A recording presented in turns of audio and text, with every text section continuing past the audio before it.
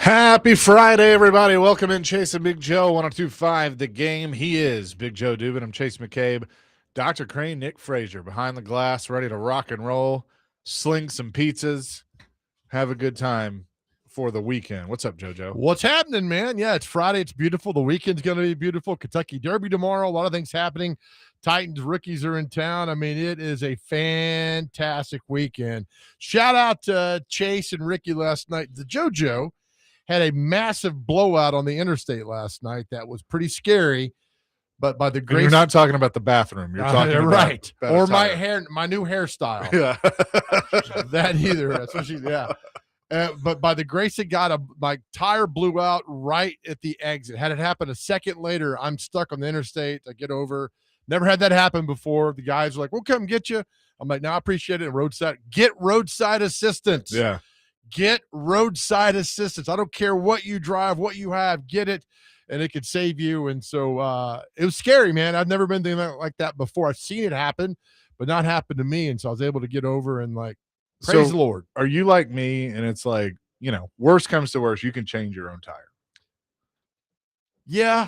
I mean, like, you're not great at it. No. But you can, you know how to do it. It would take a long Correct. time. Right. So that's why, I have AAA. Yeah.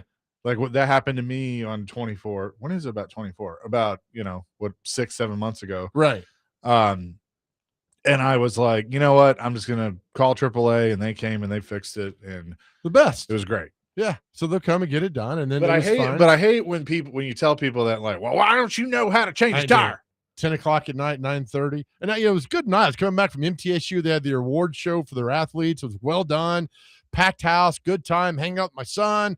Had to come back. Then 24 is down to one lane both ways. It's backed up. Of course it is. For miles. They've been doing construction on 24 since the Clinton administration. Before that, I'm telling you. I think I was part of Lincoln's Gettysburg address. It was like, and 24. He's like 4-score and I-24. That road's backed up, so watch out when the Union's coming down here to fight the Confederates. So it was a nice night. But look, here's how we get better. If that happened to me 10 years ago, I'm fighting. I'm fighting the car. I was like, all right, we're good, Lord. I needed this time to kind of hang out and relax and send a few emails, and that's what happened last night. So just remember, you get broke down, stuck down, sometimes it's okay. We're good to go. So we're ready for the weekend. You mentioned the Kentucky Derby. We're going to have Chris Sanders at 1 o'clock to not talk Kentucky Derby, to talk Titans. But at 2 o'clock, a guy that I know you've talked to many times over the years, Danny Brewer, who will be live from the backside at Churchill Downs, where all the horses and the trainers and everybody are. And now, that sounds like a strip bar. The backside. That was the name of my horse on Wednesday. The backside. That wasn't it. Yes, that's right. But that sounds like he's at a strip bar in Louisville. I'm at the backside. It does. Okay. What would you name your horse, Chase? Just by the way. It's a great Mine question. was the backside. Joe's was God, it stinks in here. God, it stinks in here. Come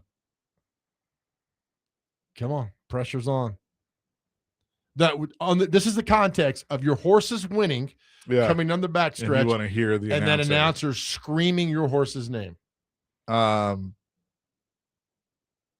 I need just another minute, or just another minute. Just another minute. Yeah. Okay. Just another minute. Just another minute. All right, that's good.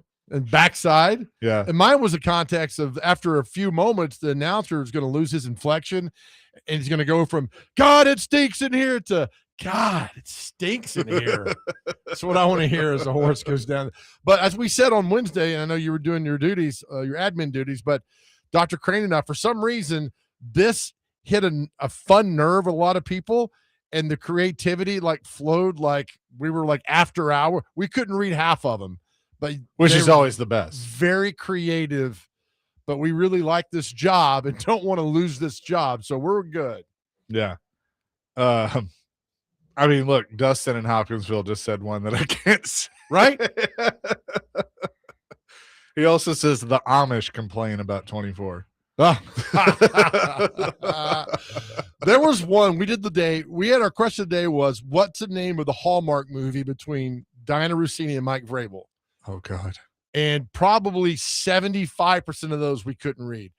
But there were some that were so creative that I was like, I would never be this funny. Have you seen all the memes now of the CEO or not CEO, but the high-ranking official with JP Morgan Chase and what supposedly happened, and then now there's like all these memes of Vrabel taking an internship. It's like, congrats on Mike Vrabel being the newest intern at JP Morgan. I mean, the internet is undefeated in everything that it does. It's crazy, man.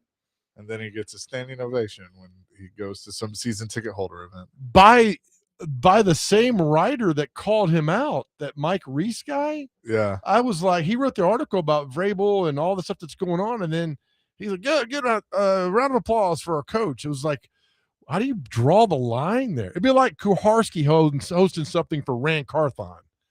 It just doesn't make sense. Yeah, it doesn't. 615-737-1025 is our phone and text line, driven by WilsonCountyHyundai.com. What is our question of the day? Well, we got a few, but we got to start by what happened 16 years ago today. Was the 1,000-year flood in Nashville, Tennessee. If you did not live here during that day, it is probably one of the weirdest, oddest, just what the hell is going on days, because it was a Saturday and Sunday that was going on. What do you remember about the flood? Where were you? When did you realize it was bad? And it was something that's never happened before. But what it did that day was, every time it rains over a prolonged period of time, you go back a little PTSD, like, oh my gosh, is this going to happen? What happened before? Because it was going to rain. Nobody really called that it was going to be 2 days of just pure rain. Oh, it was terrible. It was all, and that Saturday night, if you don't remember, was Jimmy Buffett at Bridge, and it stopped raining for like 3 hours during the concert. And then it was inside, but you go outside, it wasn't raining, and then it just took off overnight. But where were you? What do you remember about the flood of 2010? 615-737-1025. I was in Murfreesboro at MTSU, and I was wrapping up the school year, and I was at my my condo, and I couldn't get, like, I was like, well, I guess I need to go, I might go home to make sure my mom and everybody's good. And I couldn't get home. Right. Because 24 was already flooded. That was when Lighthouse was like floating down the interstate. That whole mobile, what they had floating down there. It's crazy. And I'll never forget my dad calling me like, hey, I need you. Can you get here? The water, because there was a creek that ran behind Piscotty's, and it was coming up to the back. And I was like, no, I can't. Like, I mean, I looked at a bunch of different routes, and I mean, the rain was just wouldn't stop. Like, I couldn't see either in the rain. It was so bad. So mom was basically trapped in the neighborhood. Luckily, our house was on a hill, so she was fine, but it was pretty much cut off. Yeah, it was. And then they released the water from the dams, and it made it worse. It was just a bad, seeing Opryland, that whole area under 6 to 8 feet of water, and the Opry House getting flooded. I'll never forget going over there. Nissan Stadium, Bridgestone Arena. It was crazy. I mean, it was just absolutely crazy how much it came up. So hopefully we learned a lesson from that. But that's 16 years ago today. And I always laugh like, well, that's a 1,000-year flood. We weren't here 200 years ago. How do you know? Right. That's a 1,000-year flood. Didn't go all the way up to like 2nd or 3rd on Broadway. It went past the Skirmerhorn, had to be shut down. Yeah. They Southern Stick and Oyster. They were building the Music City Center. It was a giant hole. It got to Bridgestone, didn't it? Yeah, well, because they were building Music City Center, and it started going in the hole. Yeah. And it, there's a tunnel, and it flooded into the arena. So I remember, and what was interesting is the Predators had just gotten beat in the playoffs. They were in Chicago. Right. So had they won, they'd have been in trouble, because they wouldn't have had a rink. That's the day where the game, I was at Channel 2 at the time. Channel 4 had the game, and Channel 4 did the quad box. Yeah. And they put the game on Telemundo, and then there was a Predator high-ranking official that got mad at Channel 4. He said, I'm going to pull their credentials. They're never going to come to another game. Well, no, you're not, and you didn't do it, and you got called out on it. But that's another lifetime ago. That's the game where Marty Erat gave up the puck. Yep. And then the Blackhawks scored at Predators had that game won. So you had that going on. You had the storm, the flood. I mean, it was Jimmy Buffett that night. It was Yep. just a crazy weekend, and one that I hope we never ever see again. Yeah, it was a Saturday. Saturday. Wait, is it Saturday? Yeah. It was a Saturday. Yep. Yeah. I remember all of that. I mean, it was just wild. Absolutely wild. Yeah. Of Right. everything happening that went on for basically the whole weekend. Well, that's where the Joel Dooley came from. Oh yeah. Because I got a call, and I know. Let me tell the story real quick. I was working at Channel 2, and I got a call. I got a tip that they're evacuating the Upperland Hotel, and there's a far other story beyond this. There was a national spy convention at Upperland Hotel. They had the latest gadgets and spyware and everything else, and so they evacuated all like high-ranking people, and they all took them to the McGavick High School. And so I was there, and I got them off the bus and everything. I get a phone call, and a guy says, "Is this Joe Dubin from WKRN?" And I said, "Yeah." I said, "I don't recognize the voice." He said, "This is so-and-so from the Department of Defense. You need to not show any more people getting off that bus." And I said, "Ha, whatever, hang up." They call the station. Station calls me, the general manager, and says, "Hey, Department of Defense just called here. We can't show anybody. There's some high-ranking intelligence people that are there. Oh wow. You can't do this." And I'm like, "What?" And so I'm scared to death. So then CNN calls, and that's when they said, "Hey, we want to take a live shot, get the evacuation." It's all right. And that's when the lady's like, "Hey, let's go to Nashville. Our reporter up there, Joel Dooley, has more." I was like, "What?" And so we didn't go to bed for like 48 hours, and it was just a thing. Like, you didn't sleep; you're just running on adrenaline at that point. I kept the TV on, Channel 5, probably watching it. Thanks. I mean, sorry, man. It was before we were friends. Absolute jerk. Absolute. I'm busting my ass bringing news. He's over there watching Leland Statham. Yeah. I don't blame I you. have taken him in a fight. I don't know. You might. Oh yeah. So 615-737-1025. What do you remember about the flood, the great flood of 2010, 16 years ago? Crazy. Which is crazy, right before my time here at 1025 The Game. When did you start here? 2012. 2011. 2011. End of Okay. 2011. Okay. Yeah. Were you here the day the control room flooded? I was. It was me, Willie, and we could only guess we could connect with was Tim Hasselbeck. Yeah. So we had Tim on for like 3 hours. So funny story about that. In the early days of 1025 The Game, we had I think the plumber had come to do something, and they didn't tighten something back. And there were water lines that went into our rack room where all the equipment was. Right. And so he turns the water back on and just starts spraying on everything. And we finally get knocked off the air, and nobody can figure it out. Nobody. And I go to the bathroom. I'm an intern. Not only am I an intern, like I just started. And so everybody's like, "Shut up, kid." Yeah. And I go to the bathroom, and I hear water running, and I'm like, "What in the world is that?" And I open the door to the rack room to see it spraying. And so I walk in, and I go, "Hey, I think I know what the problem is." And again, I get like the "shut up, kid," like, and I go, "Well, I don't think this stuff's supposed to get wet." And they're finally like, "What?" And I take Jeremy over, and it's like, "Oh, well, yeah." And then, of course, I'm like, "Did nobody think to check the?" No, right? Yeah. And then we had Tim Hasselbeck on, and like the phone, for some reason, we couldn't dial out or anything. No, it was all messed But up. we couldn't. But Tim's phone was fine, and so Tim's brother was Matt Hasselbeck, was playing with the Titan. I was like, "This is great. This is like the best and worst radio ever," because we got Hasselbeck's brother on with us, but yet the station's falling apart over here, and so I mean that's all. This station's done a complete 180 from that day, so it's fantastic now. I'd like to think my leadership has had something to do Well, with yeah, that. it has. No, I'm kidding. No, it has. 615-737-1025. I will take your calls and texts on that and so much more coming up next. Chasing Big Joe, 1025 The Game.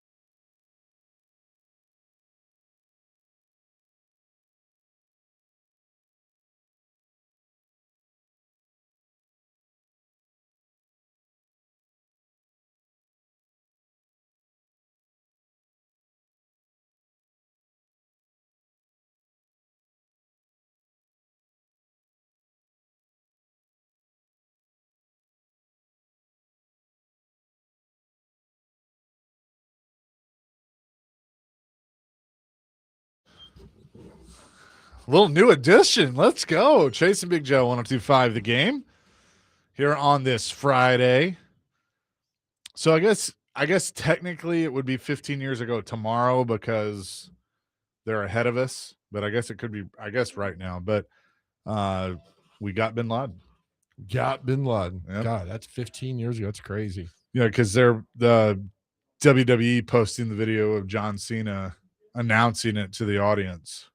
Oh, when right at the end of a pay-per-view, and he says, "We have caught and compromised to a permanent end Osama bin Laden." that was a Sunday night, right? Yep. I remember the flood in 2010 there was a Times Square bombing. And then so nobody cared about Nashville. It became a big deal because like Nashville's flooding. And I know the Times Square bombing is a big deal as well. But it's like nobody thought on the outside. Nobody cared about Nashville and all the flood that went on. Then they got him. And we're like, holy, like Anderson Cooper, I think, came here out in Bellevue. Yeah. He did a live shot in Bellevue with Brad Paisley. And it was like we had no idea how bad it was to kind of fly in the city, man. Well, I remember like Anderson Cooper was on my road. He was like in the middle, the road that led to my mom's house. He was standing in the middle of it with the water up to his knees. You're like, get out of here. Yeah. Trying to get some sleep. No, I wasn't there. I was in Murfreesboro. Oh. By the way, Hair Metal Henry, our good friend, says, Chase, my friend, the station has come a long way due to your leadership, but don't sell yourself short. You're a tremendous slouch. Using a line from a movie. I get it. Thank you, Henry. Appreciate that. But also rookie camp this weekend. We saw the Titans announce some of the undrafted guys. There were not some names on there that have been reported though. So I was curious about that. Steiner's son. Yeah, he wasn't on there. So I don't know if he's on like a tryout, maybe. Right. I don't know. So I've covered those things for so many years working in television, and it's cool to look in. I'm like, there's a video of Carnell Tate putting on the new Titans helmet, which looks fantastic, by the way. I love the white helmet. It looks really good. And beyond that, it's like, okay. You really don't see much until they get with the veterans. When the veterans come, I guess it's next week or sometime soon. And then you see it right there because there's so many people out there. There's 90 guys running every which way. Now they've limited the access of where you can go over there. When Fisher was there, you go anywhere. And it was crazy. You could go anywhere. And then Fisher would walk over to us and say, hey, this is a trick play we're trying. Do you mind turning your cameras off? We're like, oh, yeah. And everybody would acquiesce. That's a big time FRA word. Thank you. Where's so the? I don't know. There you go. And now it's like you get 10 minutes. Words you get 10 minutes of doing the quarterback drill, and that's about it. And that's all you could use. But I mean, you're grateful for the 10 minutes you get to shoot that stuff. So it's all come a long way. Yeah. No, it absolutely has. I wish I had gotten to cover the team when Coach was there, but like I can just see him like, hey guys, can you turn the cameras off for this? Some good moments. I mean, I remember the moment where Albert got kicked out of practice, came back with was it a flagpole? Or maybe Kuharski and those guys remember comes back with a flagpole to fight whomever, and they had to stop him, and it was insane. I remember Jim Washburn making Jesse Mahalona cry. I mean, cry. And I don't think Washburn felt bad about it. And that's the job of a coach. But there are moments in those little camps over there that you get that we got it all on camera. We were able to tape all that stuff. Now you get none of it that goes on. And I understand all that. Yeah, sure. I mean, I get it. It just with social media, stuff will get out too easily. But what? I mean, what are you getting? I mean, oh, wait, Carnell Tate's lined up 2 feet outside the tight end. Yeah, I mean, there's some stuff that I think they're a little ridiculous about. But, like, if you don't want to show, like if you say, hey, we're going to run team drills and actually run through plays, okay, fine. Right. But, like, the and I'm trying to be careful here, but, like, Robert Saleh just told Carnell Tate, good job. Like, you're technically not supposed to report that. Oh, what's great, a great moment. I don't know if it was in the documentary of the Cowboys when Jimmy Johnson's watching the second time they played Buffalo. He's watching the news, and they're covering Buffalo's practice. And Buffalo, and I think this is correct, moves a fullback into Thurman Thomas, and out of the set, they throw a screen pass. Yeah. So Jimmy's watching and he's jotting it down, and he goes to the defensive coordinator, I don't know who it was at the time, and says, "Hey, do we have any video of the fullback in the backfield and then running a screenplay to him and using Thurman Thomas as a decoy?" He's like, "No, we don't." He goes, "Put it in." And then the game, sure as hell, in the first quarter, the fullback goes in the backfield. Jim Kelly's in motion, in shotgun, and everything goes to the right. But the fullback goes, it's a screen pass, and they read it perfectly and stuffed. They might have fumbled on that play, and that's a rare occasion of Jimmy John, of a coach watching the news. Yeah, and he And saw said, something. I haven't seen that. I mean, imagine that. Yeah. And so they snuffed the play out, and they get the fumble. I think it was third down. Something big happened off of that. It was like really cool. But if you're like, I got in trouble by Malarkey. Malarkey jumped me at practice when I think I told you that story. Jumped me in practice, Yeah. and that was the play they beat the Saints on in 2015. The Mariota rolls out to the right and throws it back to Tony Fasano and catches it in the end zone for the touchdown. That was a play that I showed, and I was told that play was not going to be in the playbook until 8:00 Sunday morning, and they were so sure that the Saints had watched my sportscast. This is a true story. Had watched my sportscast and knew that play. And my counter was, if Sean Payton is watching my sportscast, he's got nothing better to do in his life. Yeah. That's pretty sad if you're doing that. And they're like, oh, they get all the sportscasts when they watch it. You know what though? I think I believe that. I don't. I find it hard to what? I think maybe not as much now. But so what year would that have been? 2015. 2015. I believe it. I do 100% because that was when stuff was starting to be online more and it was easier. You could easily access it. Right. I do. I think now I don't know if it's Sean Payton, but he probably has a coaching intern or somebody that's like, hey, go watch the local news and see if they show anything. Well, the Titans, what I was told, the PR used to tape every sportscast and watch. I believe I 100% believe that. And say, all right, this good, and I get some of that. That's why, like when you hear players or coaches say, like, "Oh, I don't listen, I don't know," like I think it's a bunch of bull. You know what? Because somebody does. So if something gets said, yeah, they're telling you, right? And look, I'll say this: they should.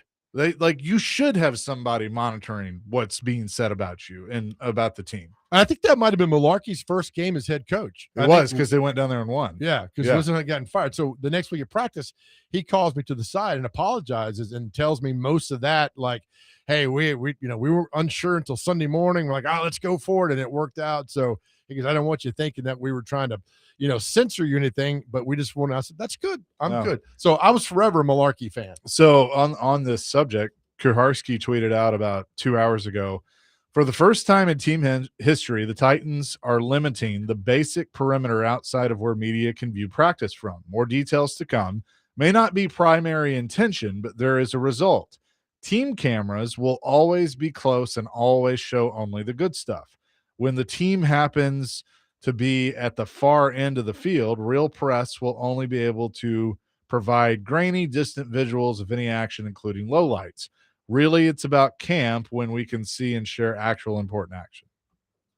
I get it, but then you go during training camp, right? And then, Phil Grand can sit in the stands and tape the entire practice and then put it on social media. We can't. Yeah. Damn it, Phil, don't do that.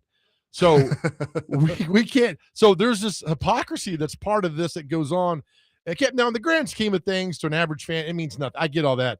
But those covering the team and those wanting information, it's a big deal, man. I'm curious of something. I want to bring something up coming up next because Paul makes a good point on something, and we'll just talk about it coming up next. Right. Chasing Big Joe, 102.5 The Game.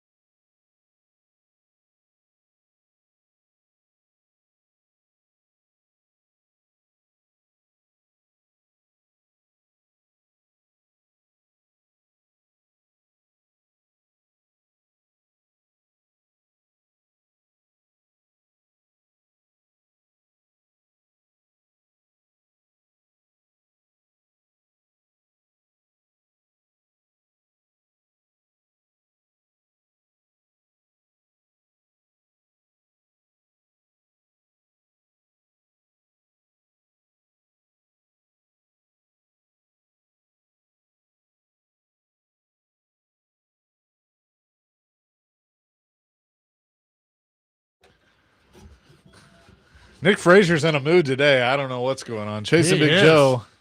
This is what he plays in his yoga class. 102.5 the game. Got people bending all sorts of ways. It's all about core. It all is about the core, right? It's something like that. So we were just talking about kind of media access and everything. I don't know. I mean, like, do you, as the regular fan, care about that or not? Like, if you can go to the team website and get what the team puts out, is that good enough for you? Or do you want reporting that's going to, not carry the team narrative, wave the blue flag, those sort of things, like a Kuharski or a TD or, whoever are going to give you? Like, I'm just curious to what the fan thinks, because the team and the Titans aren't the only one to do this.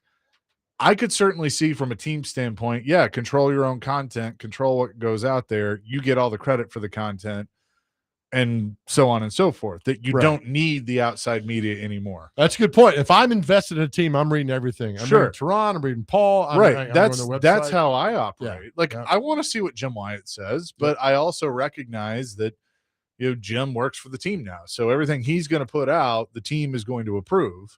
Sure. Whereas PK and TD and Buck or whoever, they're going to be doing what they want to do. I think you should consume as much as you can, right? Right. We used to call this feeding the beast. Right. So feed the beast, get all you can do, can read. I mean, was Jim take on this? Oh, Paul's got a great story on this.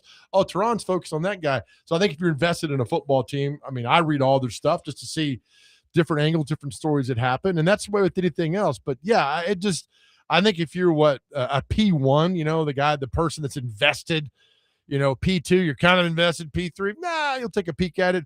But the P1s are important, and they're all important, P1s through P5s.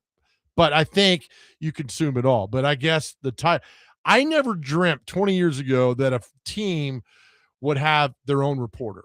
Yeah, but they're not the only one. I mean, everybody's doing it. They all do it now. Yeah, the Preds do it. Yeah. I mean, with Brooks and now I think the Predators do a good job of, they know their partnerships are important, like us, being a part of it. But I think it's good that they have like their own content. You should have your own content and be able to control your own content. I have no problem with that. But, limiting the outside media's access, right, I disagree with. I do. And I also think, like, during training camp, if the Titans wanted to do a 30-minute nightly show, they could. Other teams have done it from like 6:30 to 7. Take the back part of a newscast. All right, here's your daily Titan stuff. Because it used to be so intrusive in the early 2000s. I can tell you, went through all of it, that this radio station is probably going to do something like that. Just a hint there. What? Go on TV and show highlights? No, I mean like a 30-minute training camp kind of show. Oh, okay. Daily. Yeah. I mean, that's the thing. I remember working in sports. We would do we would do our Sunday night shows from the training camp, from the team hotel. I mean, we had access and people come on. That's all evolved now because you can get so much information on your phone now. But here's the thing. Somebody's got to put that content into your phone. It just doesn't happen, right? So somebody's got to feed the beast in order for you to read. So it all goes hand in hand. And the other thing too is I'm fine getting, my content from the Titans, like some of my content from the Titans. Sure. But I also know everything I'm going to see is going to be positive towards the Titans. And so I'm not getting the full story. Right. And you can sit there and say, oh, yes, you are. We're showing you. No, you're not. You're going, as you should, you're going to show everything that's going to make your product look better. So that's why I'm going to go to, a channel 2 or a channel 4, channel 5, channel 17 to see the highlights, to see what each individual station is showing me. That's why I'm going to read a Kuharski or a Teron, because they have no, they're not affiliated with the Titans. They cover the Titans. Sure. And so Nick Suss, who I think does a very nice job. Easton Freeze is another up-and-comer.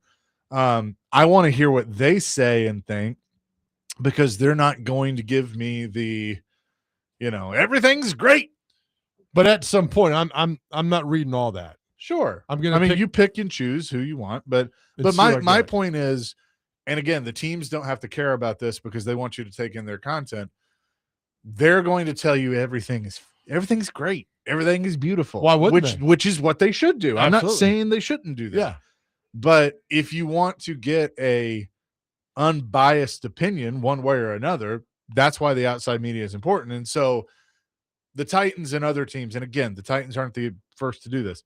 The Titans and other teams should allow the same access that they have allowed to the general media that they do to their own media, because I think the unbiased sports reporting is important. But remember, they don't. It's the league policy. But if they want to curtail a lot of that, they can. They want to leave you out of the facility, they can. I mean, they don't. I mean, so it is a privilege, I guess, to get to go over there and cover the team and put things out there, because a lot of that would not be out there. So I think that you have to you can bitch and moan about, I want it on. They don't care. I mean, this Salah just got done speaking not long ago, I guess. Did he? Yeah. I'm looking at his transcript. This is going to be fun. Is he cussing? On the start of rookie minicamp. It's always exciting to get them out there. New players. There's a lot of excitement for sure. Oh my God. On the plan for the undrafted and tryout players. We're rolling. Oh, this is great.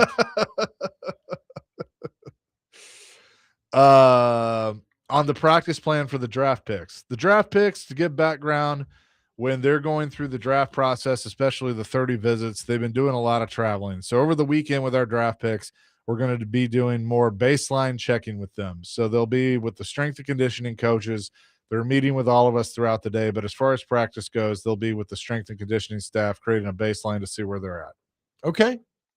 I'm okay with that. Yeah, I mean, you're not winning the Super Bowl today. I get it. Nope.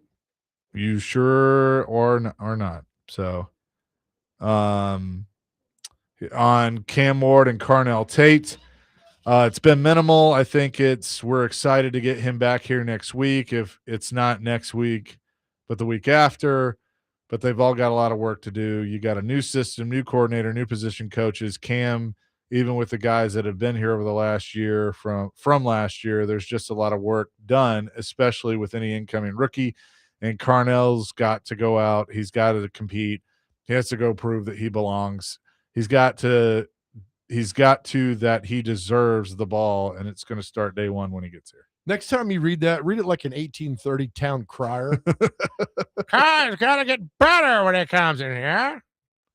There's a whole lot of just mumbo jumbo, but look, at least he's talking, saying something, and it's not Callahan, which is even better. Well, we got a point system, so right? we got team A over here and team B over here. Good Lord. We're excited. Oh man, we're gonna play patty cake. Salah's like, get your ass out of here. You know what's so funny? I remember like trying to defend that at first, of like, oh, it's not that big of a deal. Like, you're making a bigger deal out of this than it actually is. Right. And then when it kept going on, and I realized, like, oh my God, this is like summer camp. Yeah, right. Like, this is what the head coach is doing. It's crazy. I would tell you. And then when Coach Fisher was like, I'm glad we got that out. Oh, hell yeah. When I was at junior college, we had to walk around the building, and we practiced on a baseball field. So you had to run from the back center field up to like where the home plate is, and you had to run, and it was surrounded by trees and everything. And one day the coach wasn't there, and he was hiding in the damn trees, taking notes of which guys ran all the way up there. Luckily, my fat ass ran up there. Like, half the team didn't. He pops out of a tree. He's got a list of names. Like, all right, Meredith, you didn't run here. Yeah, Bueller, you didn't run here. On and on. I'm thinking, man. So with Salah's intensity, he reminds me of that. Like, when you hit the practice field, you're here to practice. And we're going to bust your tail. You're going to work your tail off. We're going to every day to get better. That's why the Callahan thing last year bothered me so much, because the time is limited. And now you're so like, we're getting to work. If I'm a Titans fan, that's exactly what I want to hear, is like, get to work, man. You want to win games. It starts now, not in September. 615-737-1025. We will continue this discussion coming up next, and Chris Sanders will join us at the top of the hour. It's Chase and Big Joe, 102.5 The Game.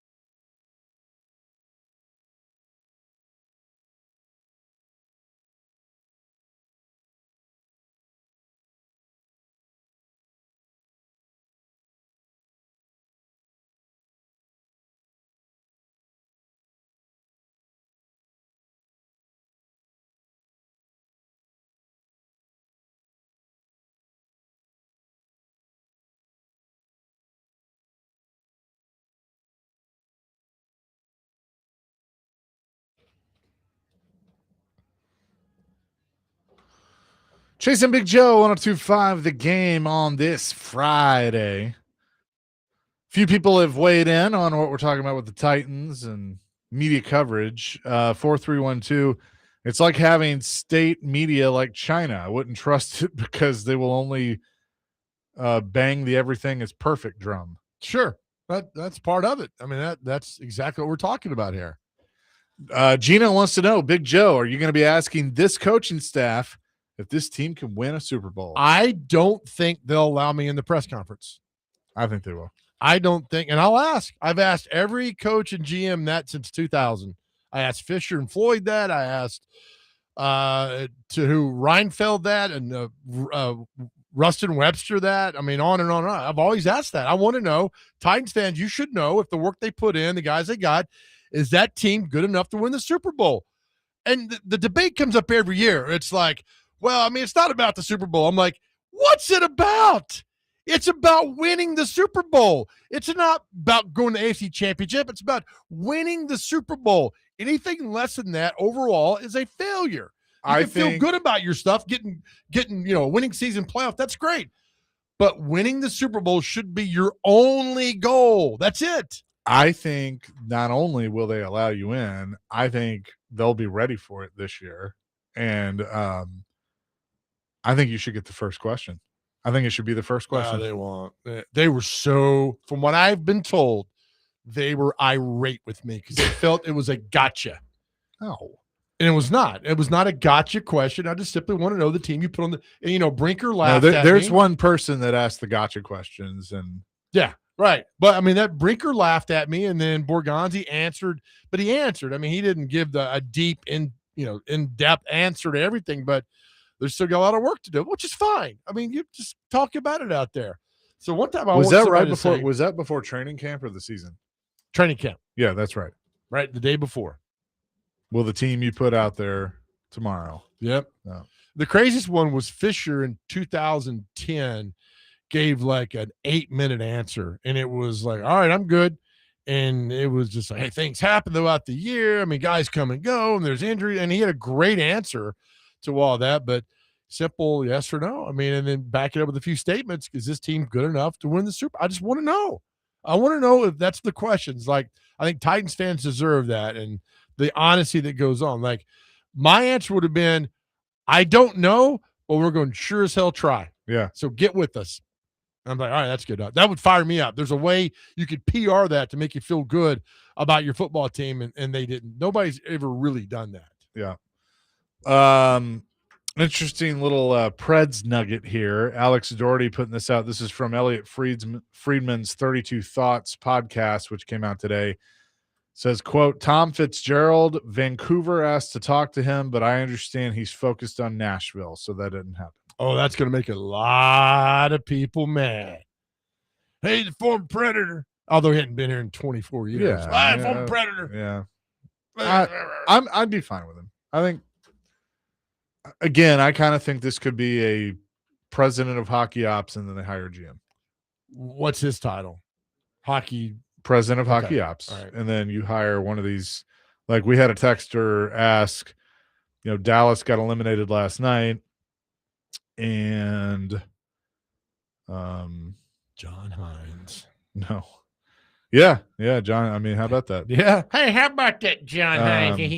I don't know who. Somebody asked me, now that Dallas has been eliminated, will the Predators hire the assistant GM from Dallas? And I'm blanking on his name right now that has been mentioned for the job. So I don't know. I don't know how close they are, or if they're close, or whatever. I mean, okay, it'll happen when it happens. Elliot would know, right? Elliot will find out. He's like, Elliot, phone home. Well done. Oh, it's Friday. Got to get down with Friday. Oh, man. That's Frazier's favorite song when he was 12 years old. Wes and Hermitage, we're here to practice. Unless you're a rookie, then you don't need to. Go home and rest. First thing I absolutely hate from Saleh. So dumb. I mean, he's not what you would expect. Number one, I don't think you're going to learn too much with all the rookies practicing just the rookies. It's when the veterans get there. Yeah. And I would rather you take the time to, I mean, because here's the other thing that people forget. It's such a flawed system because training for the combine has very little to do with being in football shape. Yeah. You're training to be in combine shape, Yeah. and they're two different things. Right. So I would rather focus on getting you up to speed and getting you in football shape, and then getting you in the playbook. No, I agree. And more like of that film study, in the classroom. And then when you get the vets here, then get on the practice field and start doing stuff. Well, also as Tim the other day talked about how it's overwhelming. I mean, these guys are all at a new place, right?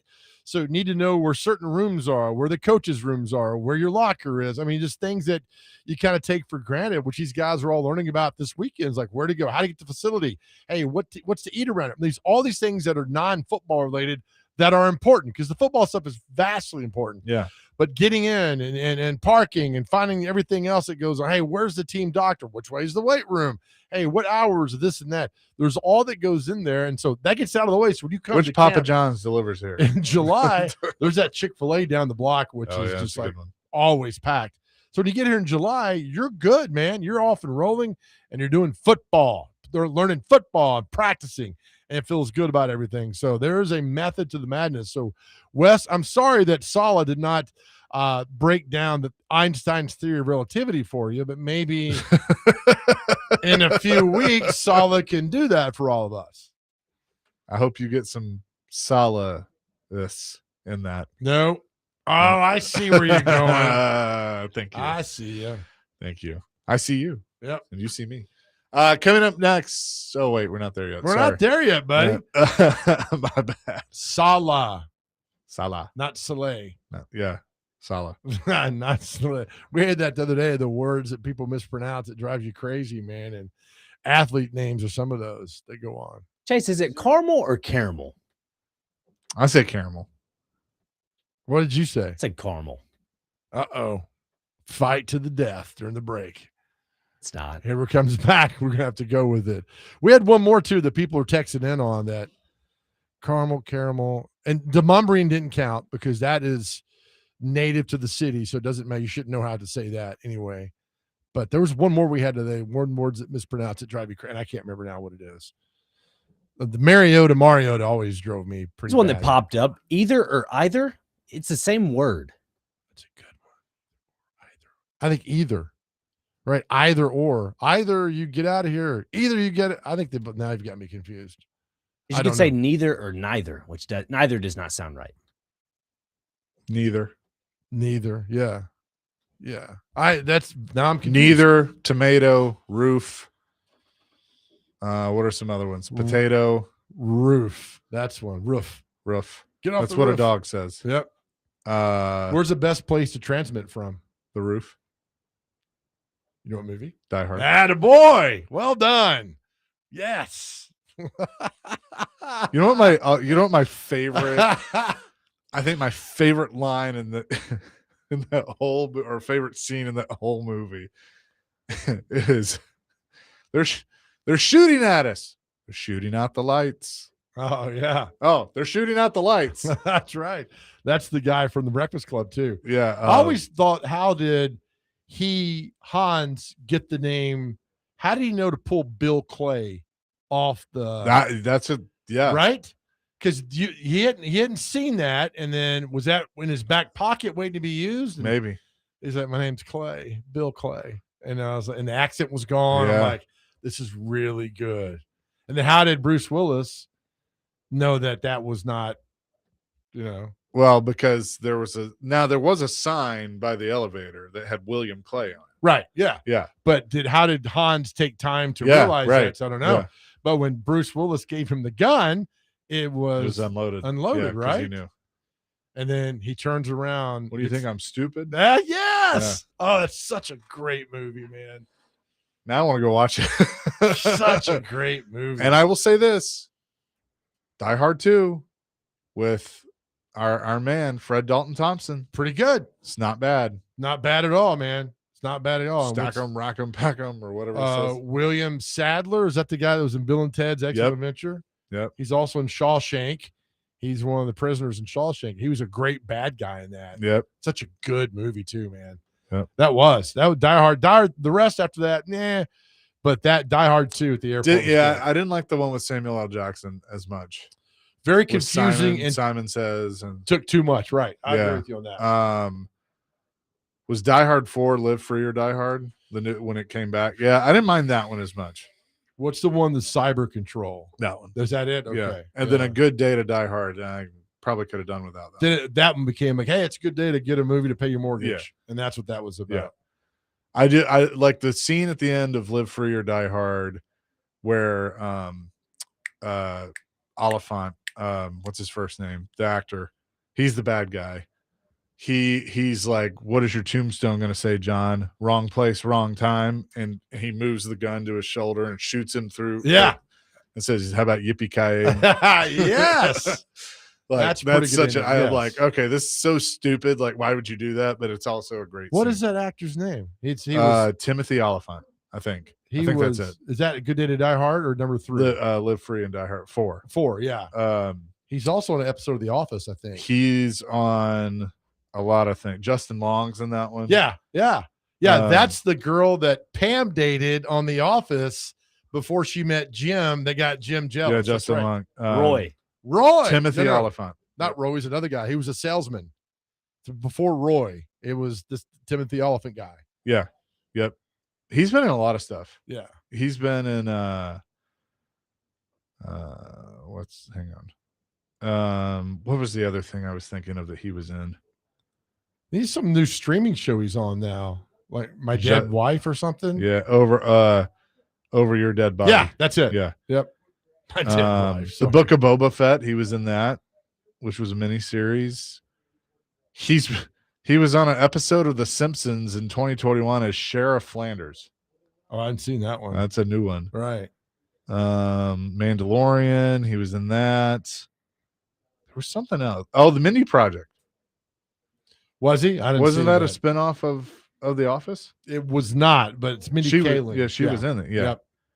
Yep. He was Danny Cordray on The Office. There we go. Danny. Yeah. Pam dated him and Jim got mad. Yep. Oh, man.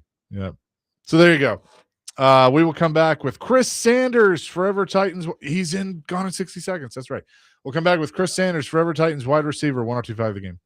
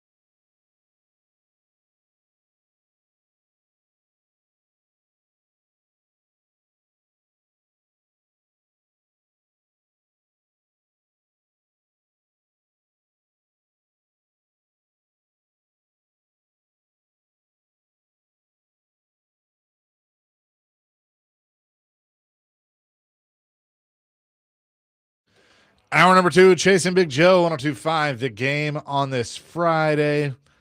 And we always love 1 o'clock on a Friday because that means forever Titans wide receiver Chris Sanders, Christopher Dwayne Sanders, to be precise. How about that? What's up, my guys? How y'all doing, man? Y'all doing We're good, all right? man. We are excited that I will say this, Joe and I, they showed some pictures of the rookies showing up to camp, and those white They look good?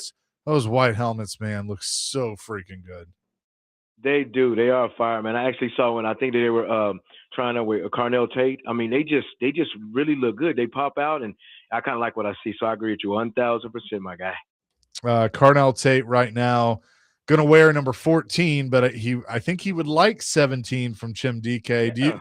Did you ever get in a situation in your career where you had to pay for a God. number or somebody wanted to pay you?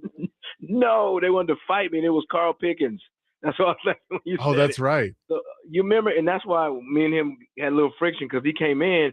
If he'd have said, you know what, man, I had 81 and I would love to have it, I would have gave it to him. But he came in and was like, man, if you don't give me that number, me and you going to fight. I'm like, man, what we talking about? I'm going to put these hands on you and it's over. So I just kind of left it alone, man. Like, whatever, man.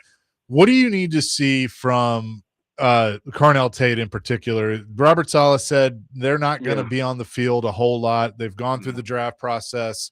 He wants them, learning the playbook and learning the system and all that. So what should the early expectations be of him? Athletic-wise, I mean, he's a good player. I mean, he's 6'3", 195. He can make some plays. But here's what I want to see from him is just absorb the playbook, get in unison with your quarterback, with Cam Ward, and understanding him and have the same eyes because now you're being thrown into a position to where you got to be the number one guy. And if you're the number one guy, then you got to play like a number one guy, and that brings on a whole type of pressure. So just learn the playbook. Learn from Cam, and both of those guys have the same eye. So I know he's going to make some rookie mistakes. He's going to, do some things that are wrong. I'm going to watch how he responds, but still stay in contact with your boy Cam Ward. Chris, is all this jersey swapping and number, is it nonsense? Because look, if Chip DK is like, you're not getting my number, he's like, I want that number. I mean, you're starting off already arguing like you and Carl Pickens started off on the wrong foot. Yeah, but he was a different type of cat. He was more I think with those guys, it'll probably be fun. And if they did change it, I don't think it'll be a big deal because those guys in their mind just want to win. But you got a guy coming into a situation, and I'm being respectful when I say this. Carl Pickens comes in there and he immediately demands you to give up the jersey. That's different as opposed to a guy saying, man, you know what?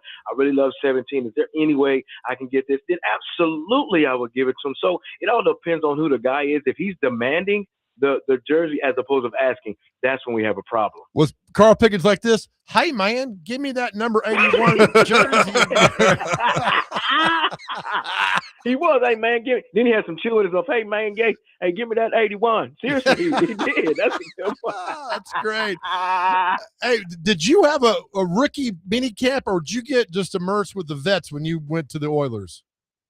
We just went to the vets, man. There wasn't no rookie camp and come in and get your feet wet. Heck, no. I mean, we came in right away. We had to learn the playbook, and we were actually thrown into the wolves. And when we had that situation, you had to be ready. And I think that's kind of good for a rookie because now you're being thrown into the fire. It's kind of like this. If one of your parents are like teaching you how to swim, they don't just put you in a 2-foot pool. They put you in a 7-foot pool to where they throw you in so you can adapt and adjust to adversity. And that's exactly what you had to do. So when I got in, they automatically threw me to the wolves. And I said, okay, if I can beat these guys, then I can play in the league. Absolutely. I got to think that day walking out of a facility in Houston onto the practice field, you'd never been there before. Oh, man. Anxiety, butterflies. I mean, everything you worked for was to that moment. Yeah, I was nervous, and but I was nervous, but at the same time, I had a chip on my shoulder. I just wanted to gain the respect from my teammates. I wanted the offense like the defense like Chris Dishman, Stevie J, Blaine Bishop. Those guys are in the secondary. I wanted them. I wanted to earn their respect from them, and then also I wanted the offensive coordinator to trust me. So yes, I was nervous. Yes, I was a little, afraid a little bit, but I went out there with a chip on my shoulder to earn my respect. That's how I kind of basically handled it. Were you told just to keep your mouth shut? Like, look, you just need to go out there and perform and don't say anything at all. I mean, do you have some advice people gave you? You know what? If I could talk to the younger Chris, that younger Chris was was a hothead, and I'm gonna tell you why. Because when Marcus Robertson, hit me on a slam, I cussed him out, and I'm like, what am I cussing this dude out? He's been in the league for a while, so if I could go back and change some things, I would have been more quieter because I was very, very loud and very, very boisterous because I wanted to earn my respect. But the way I earned my respect was catching a touchdown, making plays, and being in the right spot. Chris Sanders is with us, forever Titans wide receiver. The undrafted guys, do you, as a veteran, when you would go into camp and you'd have a guy like that, what did you want out of them? Did you want a little bit of that edge on them and that chip on their shoulder? Absolutely, because listen, it's kind of like somebody telling you no of something that you want to get. So if I'm an undrafted guy, I'm going to have a chip in the shoulder. I'm going to play every position. If it's X, Z, whatever offense they run. And then also I'm going to be on every special teams to make sure I keep showing up on film. Because the thing about it is, if you get in this pity party, and this is why you got to tell the young guys that are coming in or getting undrafted, if you're undrafted and you come in with an attitude of, man, I should have been drafted, this and that, then they're gonna get you up out of there. But if you come in there with the mindset that I'm gonna work, I'm gonna play hard, I'm gonna play fast, I'm gonna be coachable, then you put yourself in position. And to kind of give example, I think I shared this a while ago. There was another Chris Sanders from Texas A&M, that came in 1996, and he was way behind the curve, and he came in, and then on the last. I think the last preseason game before that, he went up to the special teams coach and he said this. He said, you know what? I never played kickoff, but can I just go out there and just bust up the wedge? He runs down there and he jumps over the wedge, makes the tackle, and then the roster comes out. He's on the team. Why? Because he took the extra step. Pretty good. I mean, that is exactly how you do things. So the guys are in town. So would have been different for you had you had a rookie mini camp, or now you're looking back, it's like, man, just throw me in with the Wolves? Yeah, I mean, I wish I could have had a rookie camp because you can just adjust to it better. Because when you're throwing to the Wolves, you have to adjust on the run. When you come in as a rookie, they expect you to make mistakes. They expect you not to pick up the playbook. So once I came in, I had to learn the playbook. I had to, go against the tough D. So I didn't have a chance to get my feet wet. So when these guys are coming in these rookie camps, you have to take advantage of. How do you take advantage of it? Listening to the coach, correcting your mistakes, getting on every special teams, doing a thing to put yourself in position to make the team. So I just think that if I was in that situation now, I would handle it a little different. So you got the number 1 draft pick in 25. You got the number 1 receiver in this draft who went number 4. How much grace period do you give them before they need to be a top 5 quarterback wide receiver passing combo? Because you drafted them, you expect them to do this out of the gate, halfway through the season. Or do you expect them to be like, all right, talked about like Favre and Sharp were talked about? Yep. See, the thing about it is you said the key words you're expecting them to do. Because when you get picked at number 4, you have to come and produce. It's not like, well, let's just sit down and you adjust. No, you have to win now, because if you look at the last couple of seasons for the Tennessee Titans, it was consistent losses, consistent bad play, receivers coming in and not panning out. Now you're in a position to where you have to play. So there's no grace period. And I hate to say it, and it's not fair to this kid that's coming in. There's no grace.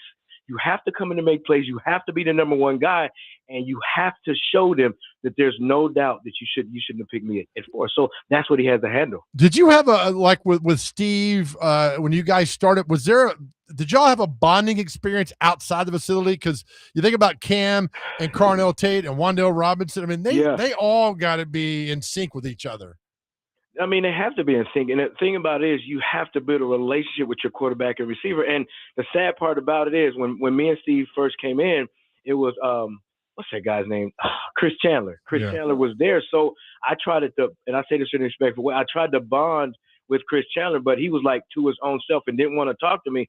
So I had to, which is crazy, I had to talk to Steve more, and then Ferrier, I think he was a quarterback also, to where I had to talk to them more than I had to talk to my starting quarterback. So outside of the game, I think Carnell Tate and Cam, they need to talk to each other. They need to talk on the phone. They need to sit down and watch film. They need to go through the playbook together so they can have the same eyes on the field. Was that when Chandler led the Falcons to the Super Bowl in '98? Was that like, damn it? I want to fight that dude, man. I want to get on the plane and just like, man, I'm just kidding. But I mean, you forgive. I'm a forgiving dude, because after that, when he dogged me and didn't want to speak to me, I just made it a point to where, you know what, I'm gonna go out there, do my job, and make plays. And then by the sixth game, when he figured out that Right. I can make plays, then he started, hey Chris, how you doing? That was a great release because he knew that if I don't make plays, you get fired. So he Oh understood yeah. that. So yeah, so I just had to swallow my pride and forgive him and go on. But when he went to the Super Bowl, I mean, I wasn't really upset. I kind of joke about it because, man, that was his dream. So we'll leave it at that. Well, you know one guy that would never let you down? Dave Craig. Oh. All 5'5" of him. He would never let you down. He had he in his uniform. He was the worst looking person Right? in his uniform. Oh, he looked terrible. Think about that. I mean, if he could make NFL, Diego Pavia surely can, right? Pavia.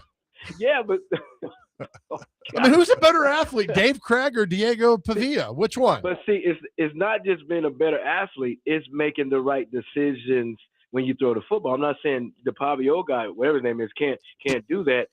But whatever his name, what is his name? Pavia. Fabio sound like you're in the movie The Casino or something. It's like Fabio's younger brother who's fat and eats at Burger King. Oh man, where do we go? I don't know, man. Chris, no, we're done. No, we're good. Chris, appreciate the time as always. Have a great weekend. You too, fellas. Thank you. All right, Absolutely. buddy. That's Oh, Chris man. Sanders, forever Titans wide receiver, joining us.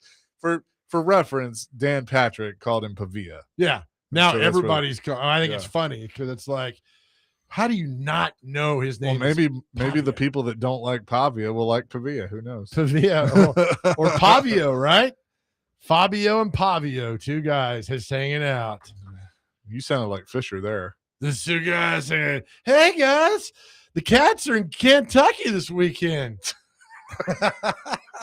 Look at them go 3-0. The Kentucky Barrels. You're right. Kentucky Barrels getting in that. How about Fabio, Pavio, and Nico? Oh, I like Right, Nico Pizza. that. That is a good one. Yeah, I'm trying to see what number Pavia is wearing with the Ravens. But Have you seen the meme, the play that the Ravens are going to put in? It's a play where Derrick Henry carries Pavia, but Pavia's got the ball. So if Derrick Henry gets hit, like they try to tackle Derrick Henry, he can like drop Pavia on the ground and Pavia can run. So it's not called the tush push. It's called, oh my gosh, there's a funny name for it they gave it. Oh, I don't know. I got the meme. I'll look it I up in did a see like in the whole pre-draft process with Gruden, Ty Simpson was talking about the play they ran where he intentionally trips. Yeah. Like, have you seen that play? It's something like that. Like he intentionally trips and then gets the ball downfield to the receiver, but like he's supposed to actually trip out of the snap. He rolls out. That's weird. Yeah. No, I'll see if I can find it during the It break. says, imagine Derrick Henry carrying Diego Pavia while Pavia carries the ball. When Henry gets hit, he can drop Pavia, and Pavia can keep running. Forget the tush push. This is called the tiny tote. Oh gosh.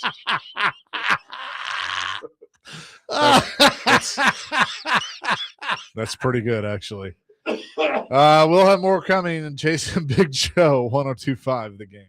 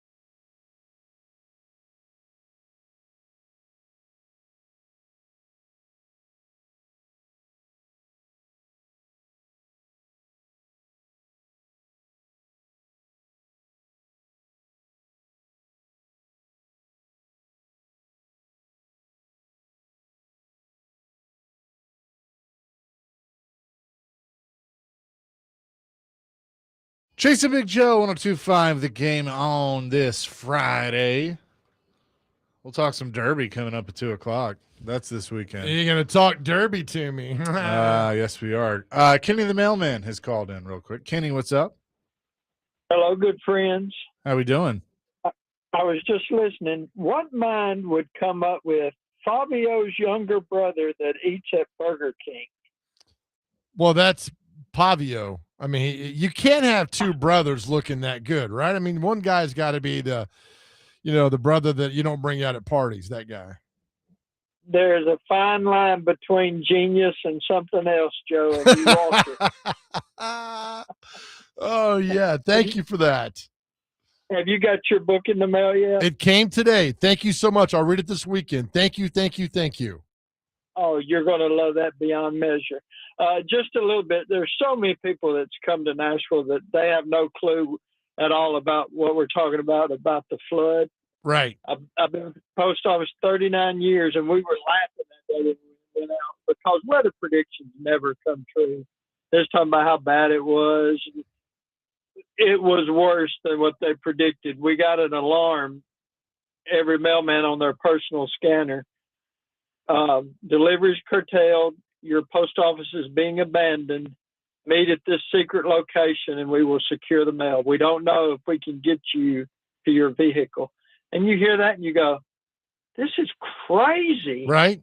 And something else, they were telling everyone, for your safety, power lines are down, stay inside. We're going to get people. There's a lot of people that can't be gotten to, but we'll do something.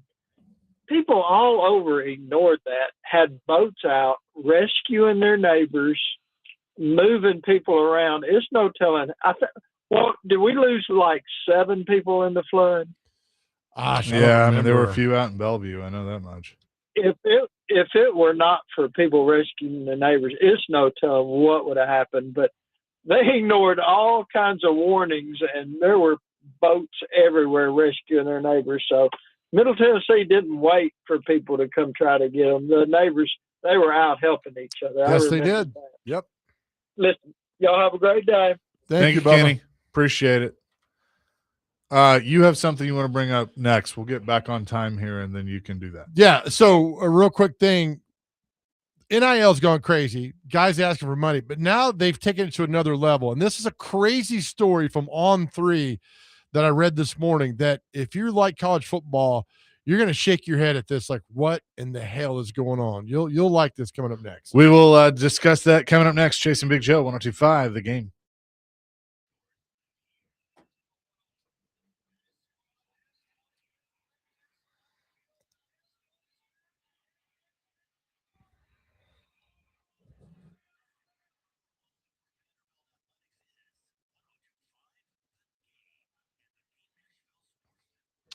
All right, hey guys, Big Joe here. Listen, it's that time of the show we talk about mental health, about getting you to a place where you need to be.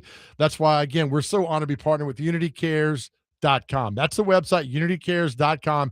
If you're going through anything right now, you feel like the world's crushing down on you, listen, okay, I get it. We all have been there before, but UnityCares.com is a place to go to open up about what you're going through. And I'm telling you, you will feel so much better. The relief to get this off your chest when you talk to a trained and wonderful therapist who's there, whose only goal is to get you back living the life you deserve. I'm telling you, your whole outlook changes. I tell you all the time how therapy changed my life. The website is UnityCares.com. Just go there, and every question you need answered is right there on the page.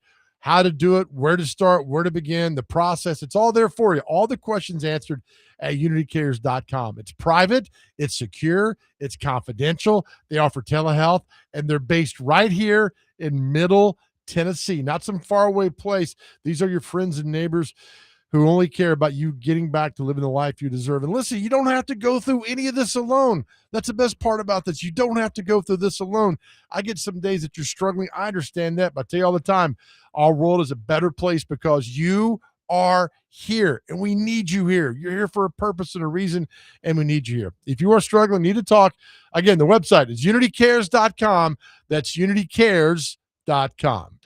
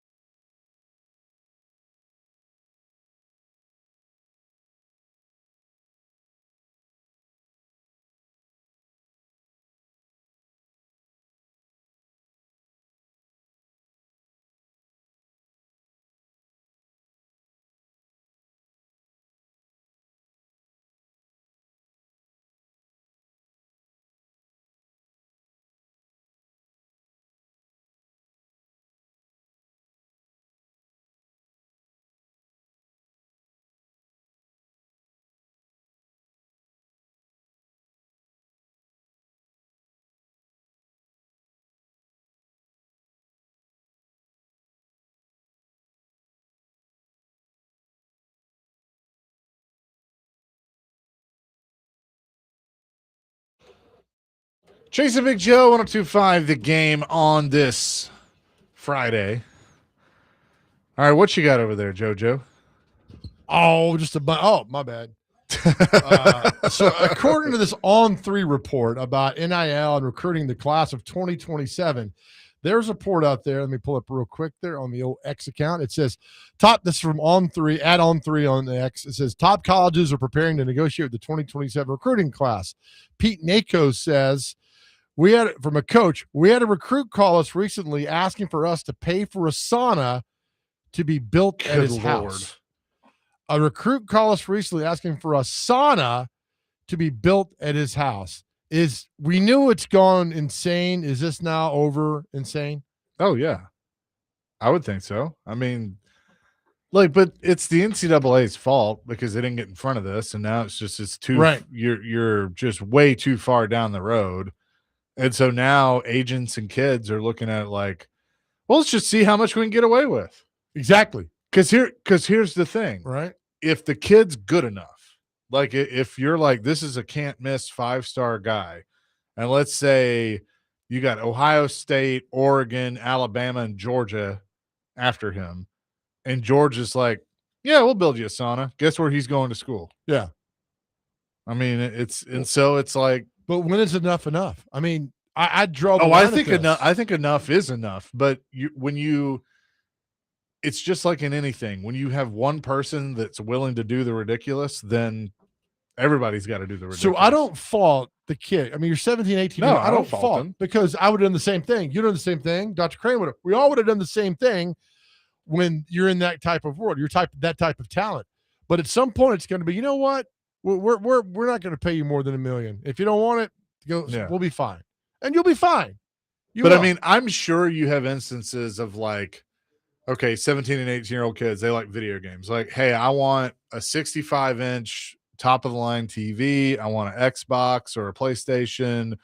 You know, I like racing games, so I want the steering wheel set up. And I'm sure you got places that are like, done. That's easy. But when's enough? When is that guy? When the schools decide enough is enough. When that guy you just talked about says, you know what, I'd rather have a 92-inch TV. Can you give me a 92-inch TV? Yeah. Well, we got you 60. No, I want a 92-inch TV. But me, I'm thinking, all right. How much is Coach dealing with this? They all are. Yeah.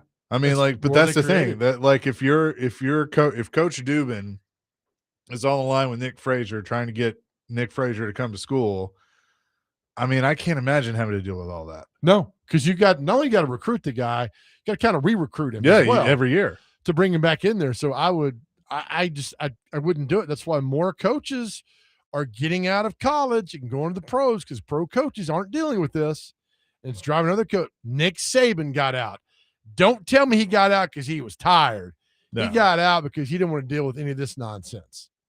Like, I'm telling you, what's interesting is Alabama just signed Kalen DeBoer to an extension, which I don't understand at all. 12-year deal. I really don't understand that whatsoever. But it would not shock me at all if they have another couple of years that are down, on the standards of Alabama, if he's not looking at the NFL. Sure. Even though I don't think he's ever coached one down in the NFL. But like I think there are a lot of guys that are like, just get me out. Well, didn't they learn anything from Jimbo's contract? Didn't you learn anything from that? Brian Kelly, didn't he learn anything from that? You would think. It doesn't last forever.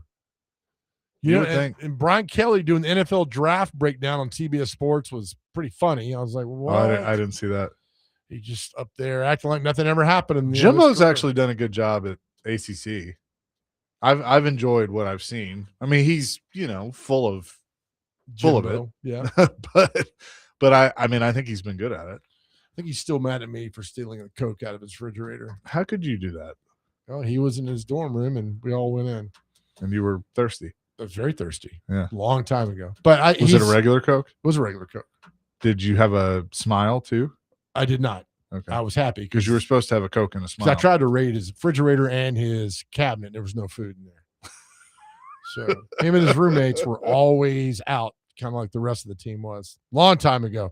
But I mean, did we not learn him? He's sitting there with 40, 50 million, and that's what happens. You sign these big deals and that straight goes to hell and you don't win things. But look, I see it. You got coaches bouncing left and right, going here and there, flying on the private jets and everything. I understand all that.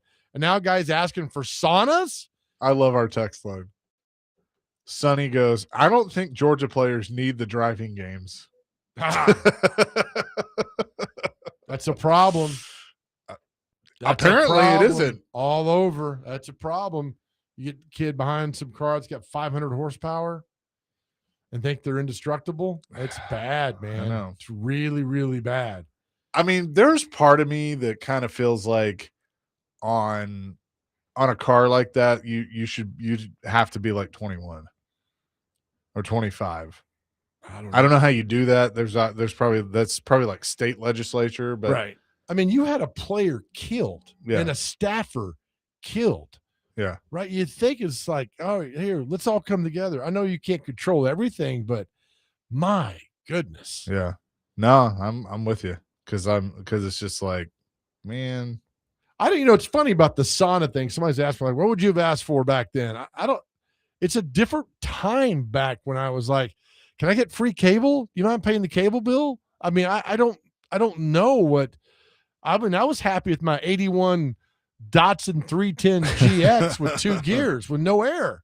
I was happy with that. Now these guys like, all right, give me, there's a picture that's in, is it Texas parking lot of all the, or is it Miami's of all the hot rod, like the Ferraris these guys have bought and these luxury sports cars. And it's like, this looks like a resort. That was Texas. It was a recruiting scheme. Yes, thank you. Yeah. That's right. It was out in front of the stadium. That's it. All just laid out there. I mean, and meanwhile, if I want to go to the Ferrari dealership, I go down the street, not Texas. Right. And then, owns that Ferrari dealership, don't you? I'd be curious who? Part of it. Already. Ferrari dealership? And where? Down the street. From what I was told, he owns part of it. Oh, here? Yeah. Well, I know Saban owns the Mercedes. It's across the street. Mm-hmm. Oh, so he has both? That's what I'm told. Interesting. That's where I used to play football, by the way.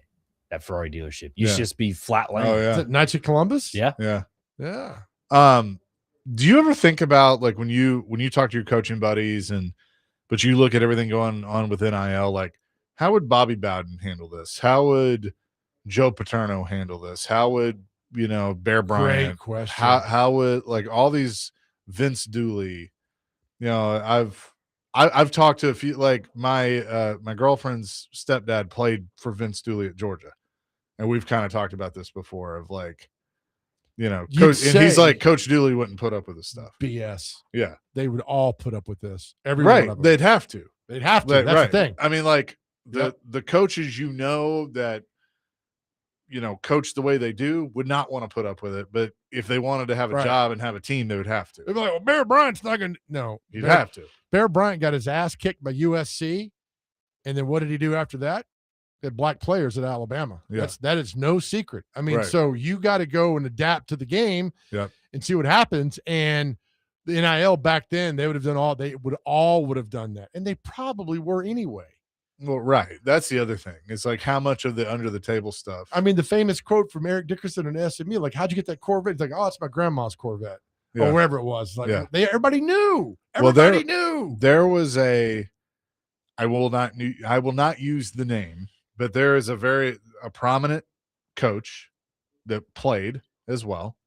Them that told a story one time about when they were in college that, they'd get ready to go out for Friday and they'd go to the strength coach and the strength coach they'd do their workout, hand them an envelope and they'd go on their way. Let's have a good weekend, boys. Have a good weekend, boys. Be safe. Don't get in trouble. Yep. Have a good time. It's been doing it for such a long time, man. And they just figured out ways to not get caught. Yep. So we all know this. They figured out ways not to. I mean, the Pruitt and the was McDonald's, it like that at Sanford? We were 1AA. Nobody cared about us. I mean, I'm just asking. Yeah. I mean, they're either, you get every school gets perks, right? Sure. Everything. Yeah. I could eat as much as I wanted in the cafe. And that made me, I told Rick Stockstill that. I'm like, when I was at Sanford, as long as my meal card worked, I was happy. Yeah. You could go eat as much as you want. I'm like, this is the best thing ever. And you could do all that. I mean, so yeah, there's things that have happened, and I'm sure there's things like the Pruitt, the McDonald's bag when that came out, like that is so absurd. That would never happen. It happened, right? That was old school. It happened. That's why I kind of laughed at that, because I'm like, that's kind of old school, because that's how they used to do it. Yep. A little meeting here and there. Here's a little money for you. And it was, I feel like it was always the strength coach. Like the strength coach was the mob boss. Yeah.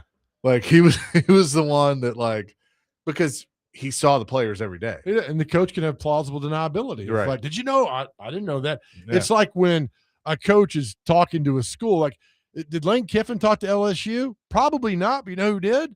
Jimmy Sexton. Yeah. On behalf of Right. Lane. So Lane Kiffin could say, I never talked to LSU.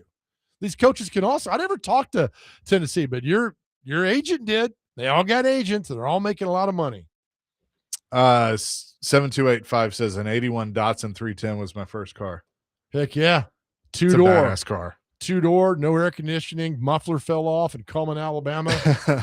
Going to college, I drove all the way down there and had a trooper pull up next to me, just laugh. He's like, let's go get it fixed. I'm like, what did you say? I can't hear you. It's the loudest thing ever, man. That car was, you know what? I had that car forever. I never changed the oil. I never put air in the tire. The damn thing was like a tank. Oh, yeah. Well, they don't build them like that. No, I don't ever remember changing the oil in that car, and I had it for years. My dad, what was that car? My dad used to tell me the story of, I think it may have been his Healy. He had an Austin Healy. Oh, fancy. Austin Healy, and went down to Daytona Beach, and he was driving. You know, you could drive on the beach. Yeah. And the speed limit was like 5 miles an hour or something like that. And he was doing 7, and a motorcycle cop pulled up next to him and literally like leans in the window and goes, "You're going too fast, pull over." Oh my gosh. Good Lord. And gave him like a $25 ticket. Surprised you get to go 5 miles an hour on that thing. Yeah. That was crazy time back then. 615-737-1025. We will have more coming here on Chasing Big Joe on this Friday, 1025 The Game.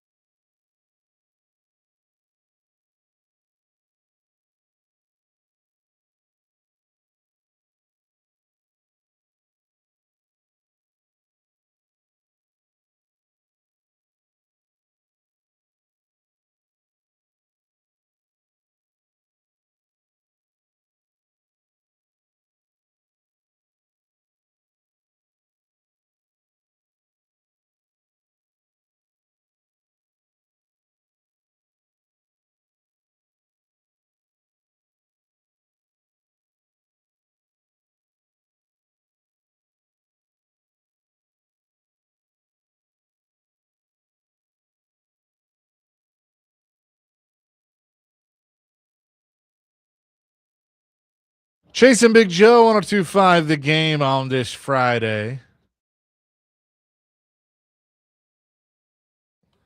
We'll talk some Kentucky Derby coming up at 2:00 as Greg Pogue has helped us get Danny Brewer, who will be from the backside at Churchill Downs, and he has a website, horseracing.scoop.com, so we can kind of get the latest there.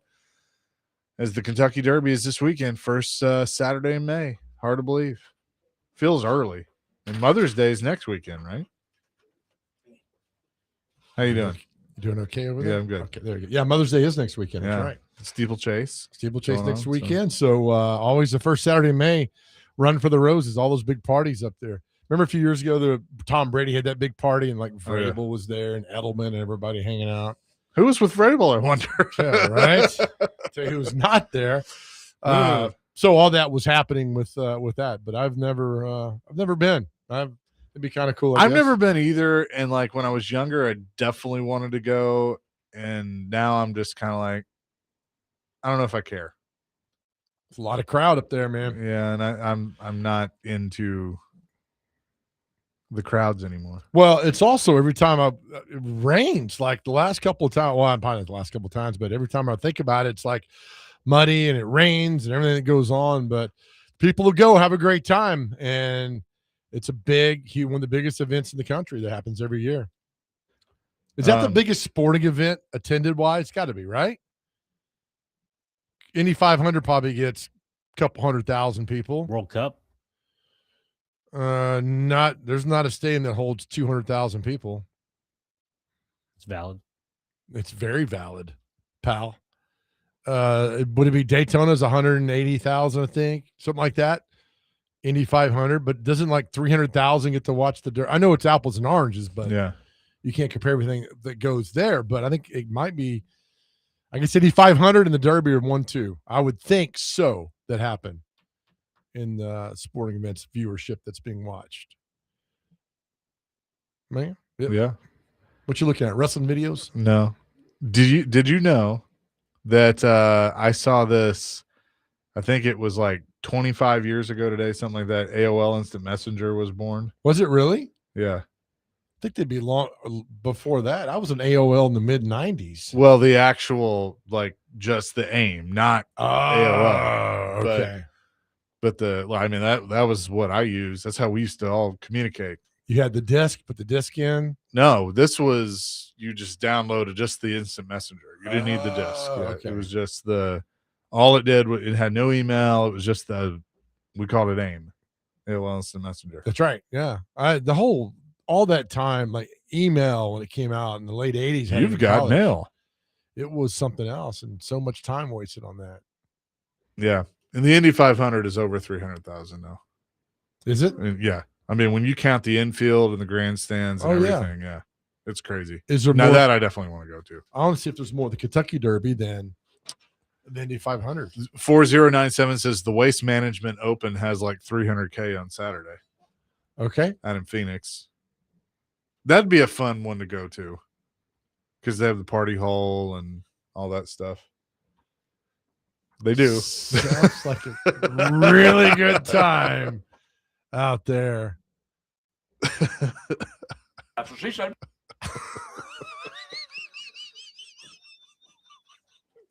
I love Tennessee. I love Elvis. Oh, man. Well, anyway, I mean, that's what they call it.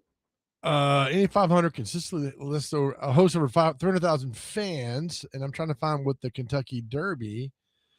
Kentucky Derby typical hosts around 175,000. So Indy 500 would be the biggest one. Yeah. In attendance. TV viewership, the Kentucky Derby crushes Indy 500. Last year, 18 million people watched Kentucky Derby. Indy 500, 7 million watched that. I don't know. If I'm around, I'll watch that. The Kentucky 500. Kentucky 500. Good Lord. The the Kentucky Derby. Kentucky Speedway is back. The Kentucky 500. I'll watch it. I mean, I think it's always exciting. And then after that, the next 2 races, I really don't care, right? The Preakness and the Belmont. I mean, I don't even know if I really care about the. I may watch tomorrow, but I don't know. Is it called the fastest 2 minutes in sports? That's what she said.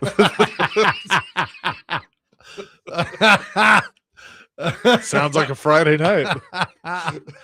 Oh my gosh. Probably not. He's one to talk. Right? All that just what are you doing with your hands? The problem is we all now think so much alike that when one of us says something like that, we're all just looking at each other waiting for the other one to say it. Yeah, it never fails on all that, man, that's happening. It never fails. Like spank out day. Hands like that? I'm trying to get a question in here. Well, then ask the question. No, I'm just saying, like, you look ridiculous. That's still an all-time favorite. I mean, that is imagine a coach going off on you about your hand, asking a question and commenting about you looking ridiculous because of your hands. They're trying to ask about Trey Avery. Right in the middle of all that. Yes. I've never been insulted I got insulted by Rick Insell one time, but I deserved it. Yeah. I absolutely deserved the wrath of Rick Insell for a stupid question I asked. But there was a reason I asked the question. But I don't know. The coaches really – there's been players like the Austin Wilson. Is it Austin Wilson from the Predators? Austin Watson. Austin Watson. He and I almost got into it. But, yeah, I mean, other than that, there's really nothing. And I was with Austin Watson when they did the Predators rookies went around town community service. I was with him when he was in Bellevue. They were cleaning up a baseball park. And he lifted this big piece of wood, and there were 2 giant snakes underneath there. And, man, I beat him running with a camera on my shoulder. I beat him running across the field. But so years later, he wants to go at me after a question I asked in a game. But it happens. I don't really. I mean, I was done with it that night. No big deal. It happens. Things happen. People get mad at you. 615-737-1025. Coming up next, we will go to Churchill Downs. Where's this guy going to be at Churchill Downs? the backside. The backside at Churchill Downs. Do they have a free buffet this afternoon? We will. Yeah, probably. We'll talk to Danny Brewer coming noon to next. 4. That's what it is. will I see Turco there? I bet you Turco will be there at that free buffet at the backside. They have shoot that thing. They have all the horses back there. 97 beautiful ones and 3 ugly ones. You know. Jason Big Joe 102.5 The Game.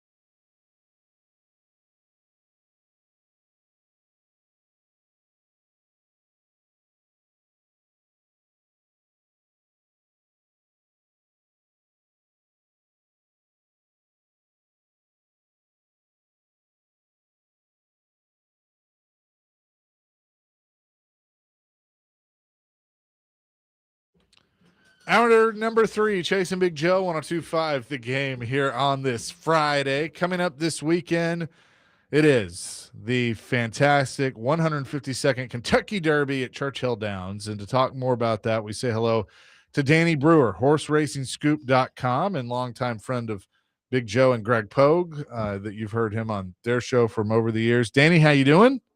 I'm doing fantastic, man. How about you boys? We're doing fantastic. Are you on the backside at Churchill Downs right now? Well, actually, I'm on the front side because I'm getting ready to go in the paddock for race 7. They got a big stakes race coming up, so I had to migrate from the backside over to the front side, and I'll be getting ready. The stakes race is starting in race 7, and I got a commitment in there. There's a girl that's running in there that I really, really like. Kind of reminds me of one of Big Joe's old girlfriends. She's so spicy. Oh, very nice. Yeah. That is a good. That was from the 2 years I lived in Tijuana. Thanks. That's a good name. What? I mean, the prestige is obviously there with the Kentucky Derby, but what is the hype like in Louisville this weekend with this thing getting ready to run tomorrow? You know, Louisville converts during Derby week. It's a whole celebration, throughout the week. Because like yesterday was what they call Thurby. They run on Thursday. So Wednesday they had the 502, which is the area code for Louisville. So the whole week is festivities, and Louisville transforms into this magnet where all kinds of people from all over the world migrate to Kentucky to enjoy the wonderful game of thoroughbred racing. So who are the I guess the horses that everybody need to be watching out for when they start running it tomorrow? Well, I mean, right now the favorite is Renegade. He's, I think, the current odds. He may be 5-1 on the current line. He was 4-1 on the morning line, but Renegade. But he's breaking from post 1, which it's not a big deal for him in a 20-horse field because he's a closer. But Renegade's going to get some action. I'm a further ado guy, trained by Brad Cox, breaking from post 18. Commandment, he's drawing some action. The whole thing is you got a 20-horse field, and it is wide open. This is one of the most wide open derbies we've had in several years. There is no clear-cut favorite where you say, hey, this is the guy. It's really a wide open field. We're talking to Danny Brewer from horseracing.scoop.com. 5-1 seems, I don't remember seeing a 5-1 favorite. It's usually like a 2-1 or a 1-4. I mean, something crazy, but 5-1 means this is kind of an open field like you're talking about. Oh, absolutely. It's a great betting race. This will be a fantastic betting race because you're going to get great odds on some really good horses. So, yes, for the Derby favorite to go off at 5-1, yes, that speaks volumes as to how open this race is. About 4 months ago, there was a horse called Ted Nafi. I would have said, bet your house on him. He's going to win it because he was undefeated, the juvenile champion. Man, he looked like $1 million, but he got hurt. So then there was another horse called Paladin, same way, looked like $1 million. He got hurt. So that's kind of leveled it out where there's a lot of good horses in this race, but we don't know if there's any great horses yet. But we'll find out tomorrow. Somebody told me one time that they would win money on which horse went to the bathroom before the race started. Is that an urban legend? I think that, I mean, they all do it. So here's the story. I wrote a story about this one time because I consulted with a guy named Carl Nassfer. Carl won 2 Kentucky Derbies. He won in 1990 with Unbridled. He won in 07 with Street Chance. So I wrote a story about this one time. I said, Carl, so is it true that you bet on the one that takes a dump before the race? And he said, well, then you're betting on them all because they're all going to do it. They're athletes. They got nervous stomachs and because I'm sure Big Joe, a stud athlete you were. Yeah. You kind of had a little nervous stomach before. I got it before I go on the radio show here. I have to go to the bathroom. Yeah, it's every day. Right. Yeah, exactly. So you understand. So they're all going to do it. So, it's one of those things where I'm sure there's bookmakers somewhere that are taking bets on that, but I don't know who they are, but I'm sure somewhere, England or somewhere, they bet on everything there. That's right. Let me ask you this, and Chase will get you the more about the race itself, but who's the coolest person you've seen? Like, man, this is something else. Not being starstruck, but all right, I get what this is about now.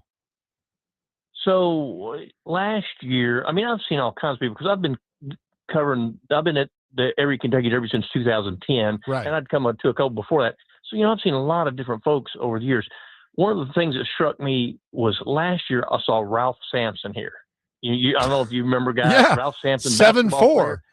dude, I understood how tall 7'4" was when I saw him, because it was easy to pick him out because he was like a foot taller than everybody else. You know? Right. So, but that was pretty striking when I saw Ralph Sampson here last year. But we've seen lots of people, been very blessed to rub elbows with lots of good people, and there's famous folks everywhere because everybody wants to go to the Kentucky Derby. Right.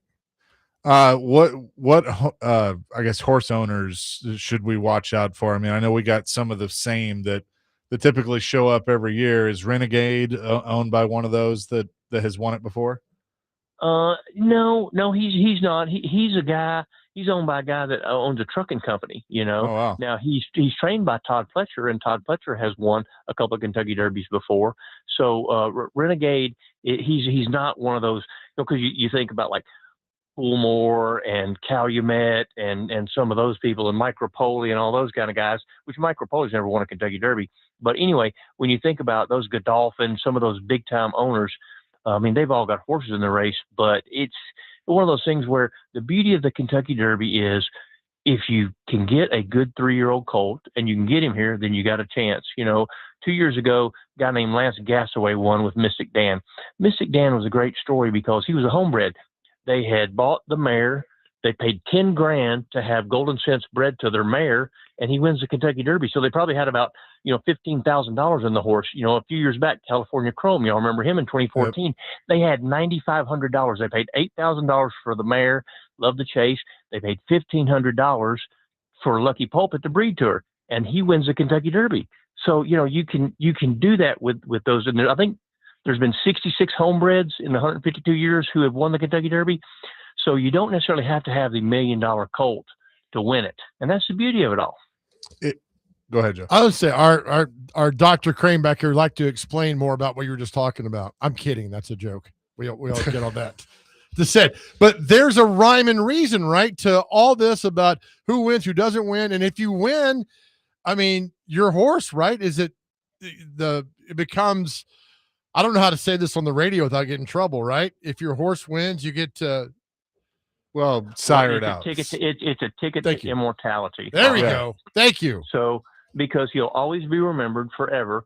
And now what it does too is when he goes to the stud barn, then, because that's why a lot of times, after they win a big race like this, they don't run them a whole lot more because they don't want them to get hurt, because it has to be, real action as far as when they're breeding. It can't be, there's no artificial insemination in thoroughbred racing.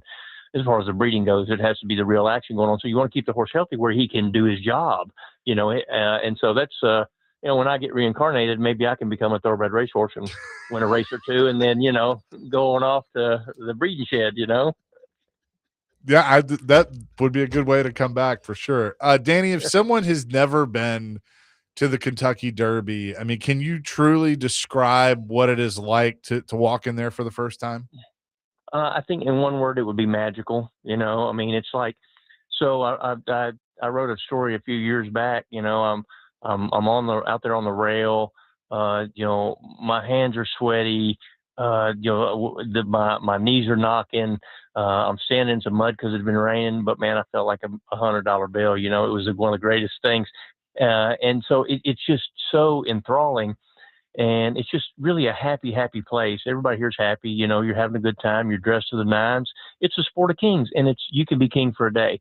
And so it really is just a magical experience. And the whole game of thoroughbred racing is like that. Now, the Kentucky Derby is like under the magnifying glass, but you can come on a regular race day and it's still fantastic, and if you haven't been to Churchill Downs lately, this place is a palace. I mean, they have made so many renovations and upgrades to this thing. This place is a palace, and, they'll be running every weekend through the end of June. And, I encourage folks to come on up here and enjoy the game of thoroughbred racing because it really is something special. Danny Brewer's with us with HorseRacingScoop.com. I know you said it's a wide open race tomorrow. Is there one that you've got your eye on that's not being talked about? Maybe Incredibolt. Incredibolt, he's 27-1 right now. He had a lights out workout earlier in the week. He ran he had the fastest work of 71 works at the distance earlier in the week. So Incredibolt, he's a horse that's won here. He's 27-1. Another one that I like is Pavlovian out of the Doug O'Neill barn, West Coast shipper. He's got the most experience of any horse. He's raced 10 times. He got beat by a nose in the Louisiana Derby. So he's a really tough runner. He's not afraid to duke it out. So Pavlovian was 51-1 earlier this morning. So those are a couple of real bombers that I think might could do something. And again, the horses can't, I'm sorry, I don't know all this, can't be older than 3, right? Is that correct? It's for 3-year-old colts only. And that's another thing that makes a Kentucky Derby so special, because you get one shot at it.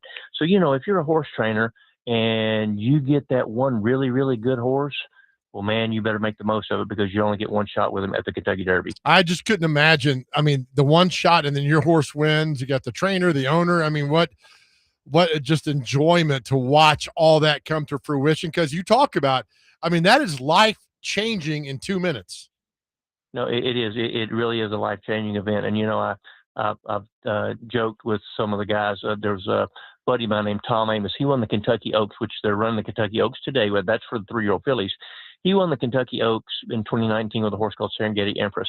And we joked afterwards. I was like, Tommy, I bet everybody thinks you're a better trainer now, right? And he's like, yeah, man, but I'm the same dummy I've always been. We just happen to win this race, And so it's one of those things where, yes, it can be life changing, because suddenly you're under the mic, you're in the spotlight, and everybody thinks, wow, they won the Derby, they won the Oaks, whatever.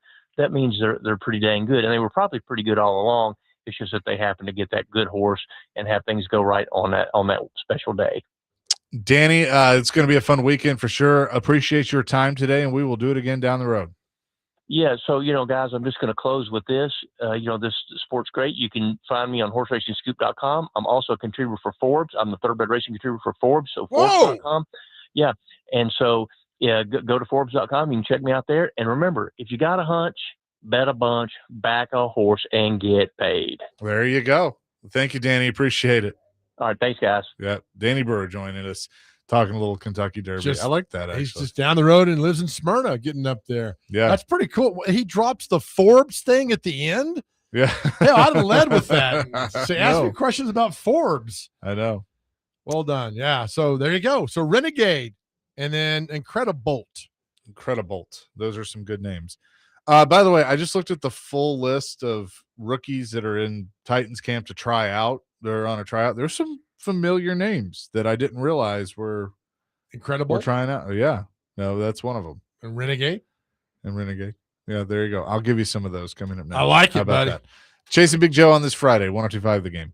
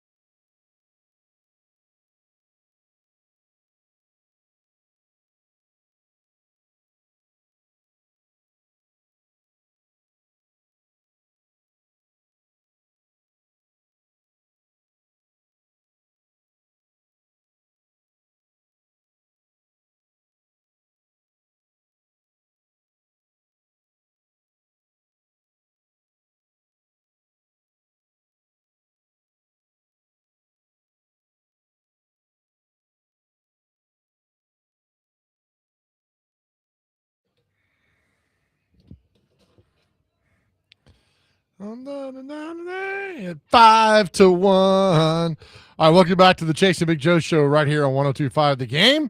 Thanks to Danny Brewer for talking to us about the Kentucky Derby. Renegade 5-1 leading the charge tomorrow. And I don't think, and Chase might be able to verify this, I don't think you can bet on your mobile app on horse racing. Can you? I don't think you can. I don't think so. I think you have to download something from like Twin Spires or something. Hang on, I can tell you. So I don't think you can do that. They come with floaties? They do. that Brian Callahan left over at Titans camp.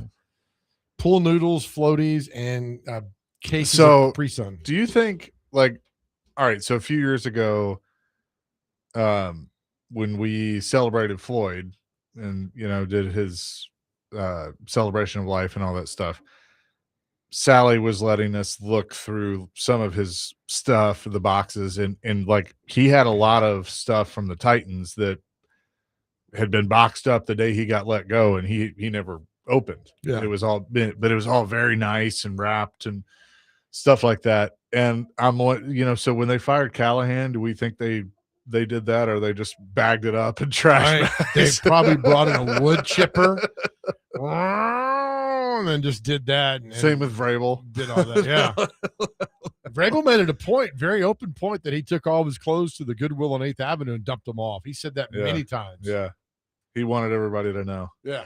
Tough guy. Big man with the new playlist. Yeah. I don't think, let's see, I'm looking at DraftKings. You cannot. Yeah, I mean, I think it has to be in a state that actually has like horse racing. Something along those lines, yeah. On it. So that's something like so looking at some of the undrafted guys that have been invited, this is from paulkoharski.com. None of the Titans tryout list of 58 rookies were rated as draftable in Dane Brugler's The Beast, and a good share of them weren't even mentioned in a premier draft preview. Wow. Okay. So there's a few. Couple of the names. Cade McNamara, quarterback, was at ETSU. I think he was at Michigan at one time. Dang. Matthew Henry, he's a wide receiver from Western Kentucky. Henbo. Caden Salter, quarterback from Colorado. You saw him. He was at Tennessee, and then he was at Liberty. Yep. As well. Couple of other. Derek Robertson was a quarterback at Monmouth. He's on the list. Michael Jackson, who's a wide receiver from Purdue. He was when he scores. Where were some other names that stood out to me? Star Thomas was the running back from Tennessee. Okay. He is there right now. Roydale Williams, running back from Florida State, is there as well. I know that. Where's that name? Sounds so familiar. Because there used to be a Titan receiver named Roydale Williams. That's right. From Tulane. Yep. And then we mentioned Brock Recksteiner, aka Steiner, Scott Steiner's son, the Hall of Fame pro wrestler. He's a wide receiver from Jacksonville State. He's there. That's why I know Roydale Williams. Also, he played at Alabama for 4 years. Oh, the running back there. Okay, there you go. And DeMonte Smith, who's a defensive tackle from MTSU. Good. That is sobering. If you read like, you guys aren't wanted here, but come to practice. You're there. Thanks, Good Dane luck to Brugler. you. Yeah, right. So we'll see if any of these guys get invited to training camp. Yeah, I mean, that's the whole point. Look, you're in camp now. It's up to you to get it done and get it figured out. Did you ever see Pavia's number for the Ravens? No. Yeah, me neither. No. Look out and see what it is. His camp. And then Nick Vediato, former MTSU quarterback, he's in the Chargers camp. So good for him. Look, man, anything can happen. Go to camp. Anything can happen. Get out of there, and it looks good on your resume when you go forward with all that. But yeah, and then I guess do the vets come next week? Have we figured this out yet? They do? All right. I'm not going to lie. I am kind of laughing because you see all the Titans media and they're having to like zoom in all the way to get their videos. And then Jim Wyatt like has all this great stuff. Oh, he's right there on top of them. Oh, that's good. Yeah, it's kind of. So they're making the media stand by the facility? I guess. Under the guise of like, there's a lot of construction, don't get you injured. I like Yeah. that. That's a good excuse for a lot of things. Yeah, I will laugh. Buck tweeted one out. Carnell Tate with times 24 Zoom per new media restriction. I'd put him far away too, man. It's a mind game with the Yeah. media. But I mean, we would be, if we were there, we'd be in the same boat. And so, I mean, we'd be pissed too, but it's funny. Yeah. And all you can do is laugh. Well, they sent out a thing this morning, didn't they, about parameters for media covering Titans and what you can and cannot do. So it's always like every year there's something that goes on. Yep. So, and they've added this or added that. Added this, added that. I don't know. They keep showing Tyron Montgomery too, as an undrafted wide receiver that they brought in. So is he the darling? Is that the one from John Carroll? Yeah. Yeah. Was he on McAfee the other day? There's something about his story that people are loving. I think Don Shula went to John Carroll too. Yeah. I don't know, but I've heard his name mentioned. Yeah, JCU standout. And he's one of them. I forget. There was a big time story about his, maybe it was draft night that they played it or something along those lines. He's got a special story. I don't know what, I can't remember what it is now. Hang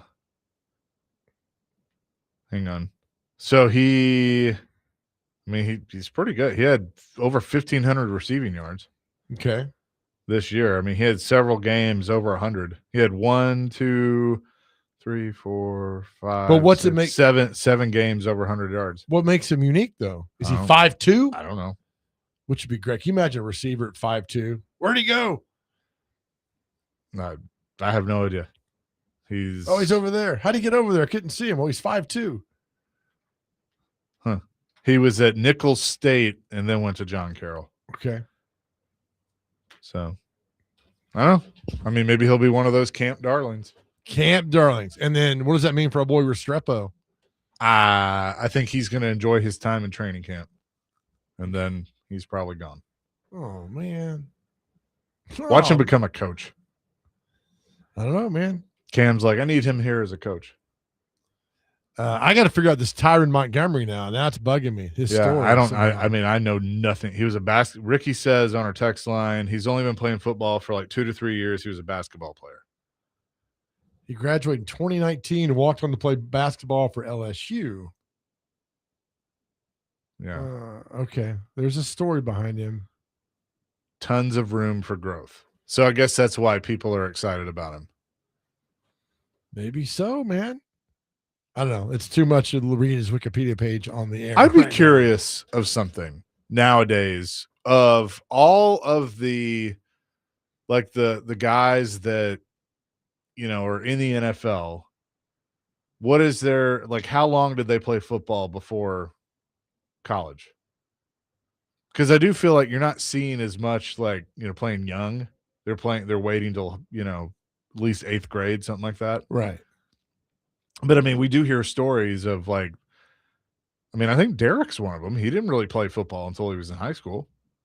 Right. Now I'm fascinated by Montgomery. He ran out of Division I eligibility, but through a connection with a flagged football teammate, was able to transfer to Division III level John Carroll in 2024, became their top receiver. He had great success there, was a Division III All-American, bunch of yards. He was invited to the American Bowl, after performing there, he received an invite to the Senior Bowl.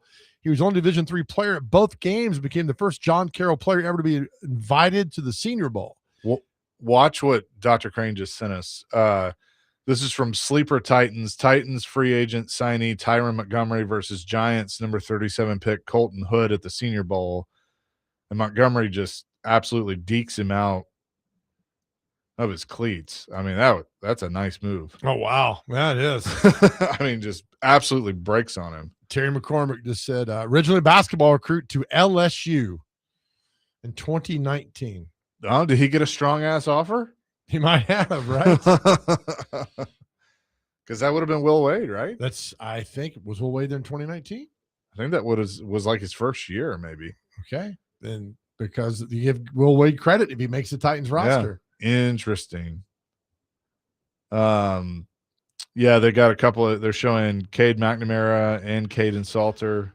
Dr. Crane, I'm looking at notable alumni from John Carroll University. The first one that pops up, Nick Cesario. The man can do no Wow. wrong. Oh man, John McClain's guy. I mean, they got a lot of guys. London Fletcher, Josh McDaniels, Brian Polian, Chris Polian, Greg Roman went there. Really? I mean, there's a lot of guys. Well, Nick Cesario was there. Graham Armstrong. So and look, I mean, I just seen Ricky on our text line says, "Kid's a baller. Watch the tape. He's going to be really good." Love it. I love that too. But I mean, so is this our camp darling this year? That like he's going to be fighting for that 6th receiver spot? Maybe or so. I mean, does he beat somebody out? Like, be a good little story if it happens. Yeah. My question is, like, I love these, and I know there are. I mean, who's the best undrafted free agent all time you can think of? Oh, that's a good one. Priest Holmes, when he, I think so, maybe. I mean, there are certainly stories, but like, why did he drop out of the draft? I mean, when people ask that question about Diego Pavia, we can give you some answers, but like for him. I think it'd be a great story, but like, why wasn't he drafted? Kurt Warner. Oh wow, he went to John Carroll. Undrafted. Yeah, no, undrafted. John Randall, Antonio Gates, Adam Vinatieri. Yeah, drafted. Kicker. Like, I don't count. Yeah, hell yeah. See, thank you. We don't care about them. I care, but I don't count kickers because a lot of kickers are undrafted. Priest Holmes is one. Okay, and then an all-time Houston Oilers / Tennessee Titan franchise guy, Warren Moon. Oh, yeah. Undrafted. Yeah. Though he played in the CFL first, he's a Hall of Famer who passed for 49,000 yards in the National. Was Johnny Unitas undrafted? I think the Steelers drafted him and then cut him, and then he ended up with the Colts. I think that is correct. Because 6820 said Johnny Unitas. He's not on the list. Yeah. Wes Walker's one. Antonio Gates. A good one. Drew Bennett for Titans fans. Joe Jacoby. Going down this list, John Randall. It's loading up. Let's see. Cameron Wake. James Harrison. Cameron Wake was a Titan, wasn't he? Briefly. Or was that Cameron Wembley? Cameron Wake was. What? Yeah. London Fletcher. Sam Mills. Dick Night Train Lane is one of the best players of all time. Willie Brown from the Raiders is one. All undrafted guys. So it can happen. Okay. And then they got stupid punter here that nobody cares about. Nobody. Jason Peters from the Bills, undrafted. Yeah. So, yeah. I mean, they're good ones. Could happen. Receivers, I mean, look, we saw Drew Bennett. So, I mean, there's that's right. So that'd be cool. That'd be awesome if he made it. 615-737-1025 is Chasing Big Joe on a Friday, 1025 The Game.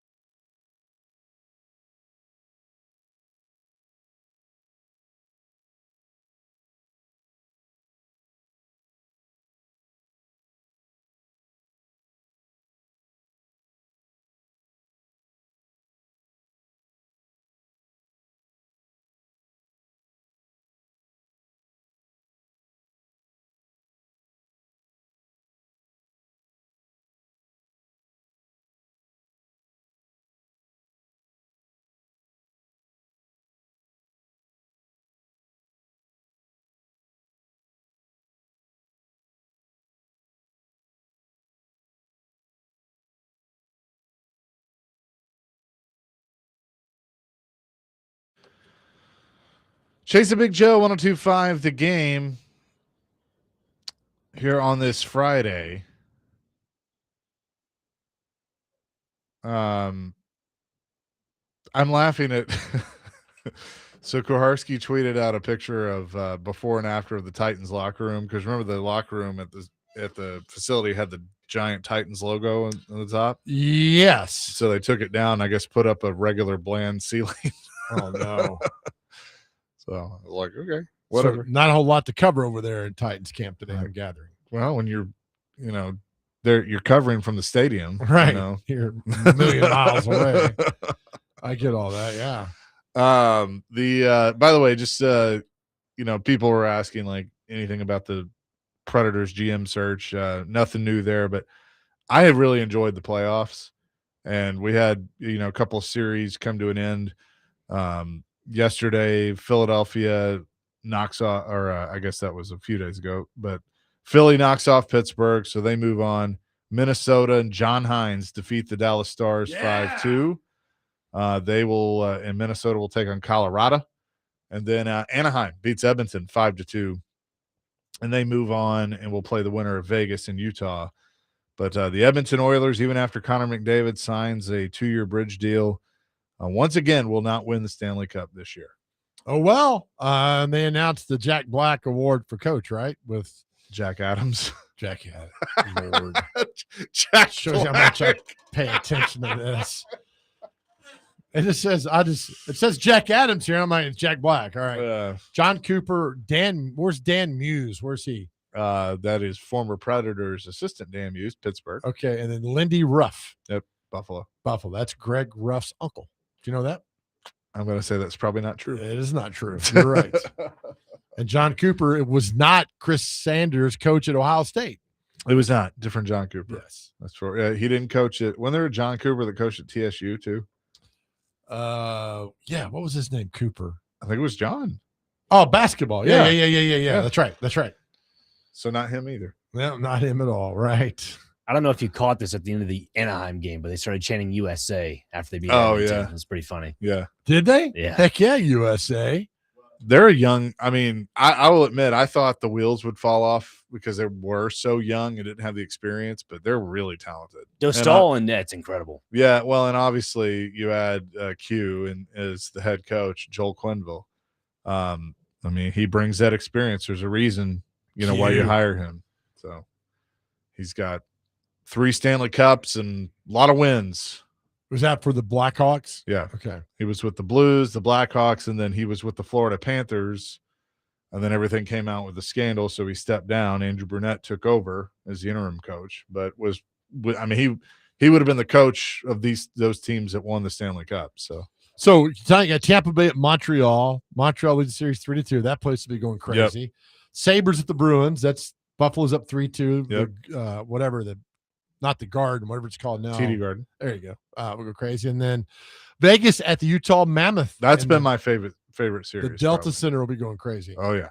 So first time that they've gotten to experience that in Utah, playoff hockey. Yeah. So good for them.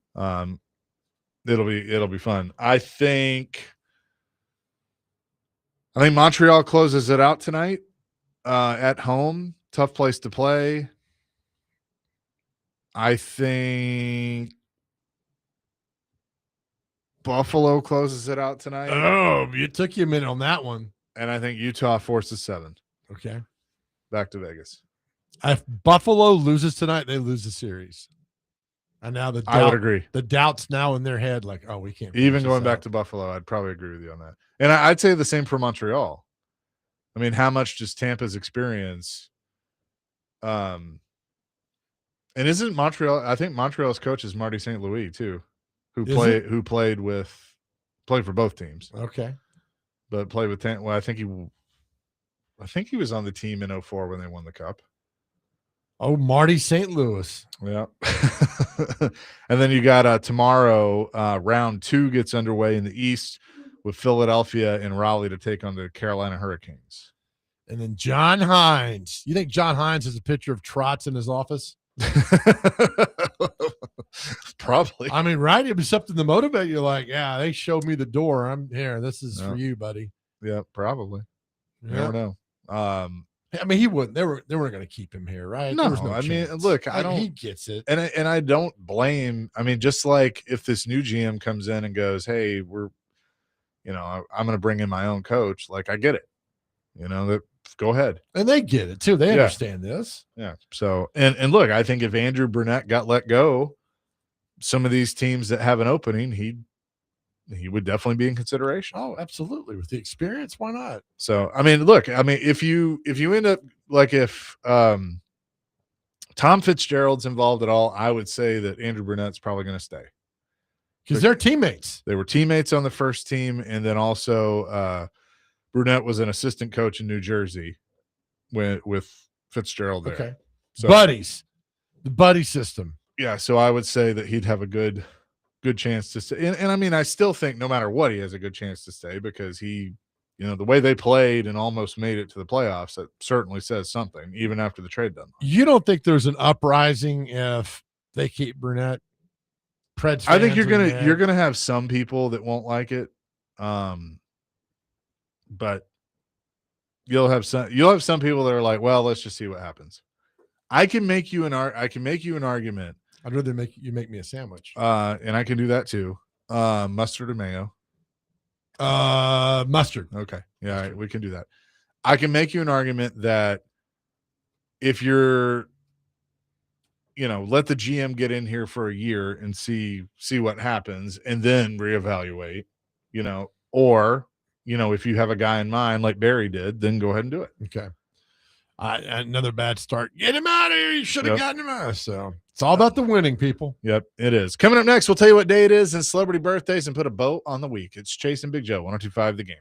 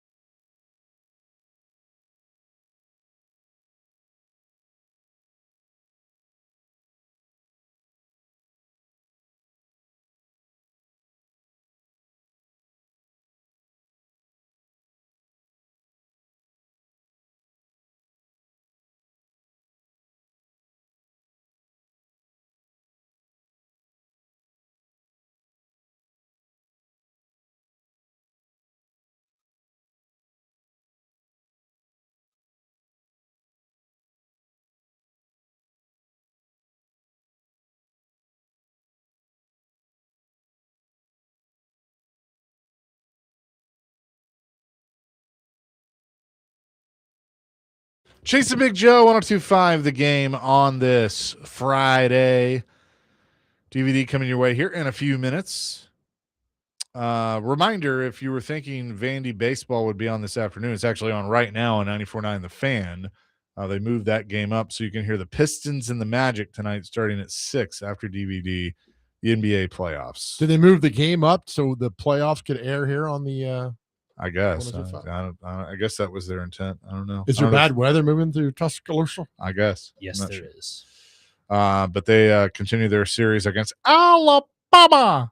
And you can hear that. And then they play tomorrow at about 12:45 with our coverage beginning. It's a big weekend for Vandy baseball. Yeah. They don't win these two. They might be done the playoffs. Everybody goes to the SEC tournament, right? Yes. Yeah. Yeah. But their power ranking was like 68th. Yeah. And you got to be the lowest has been 50 to get in. Yeah. So hopefully they can rally and then take the next two series and then get in. Not looking good there. But with that, let's get to what day is it and celebrity birthdays.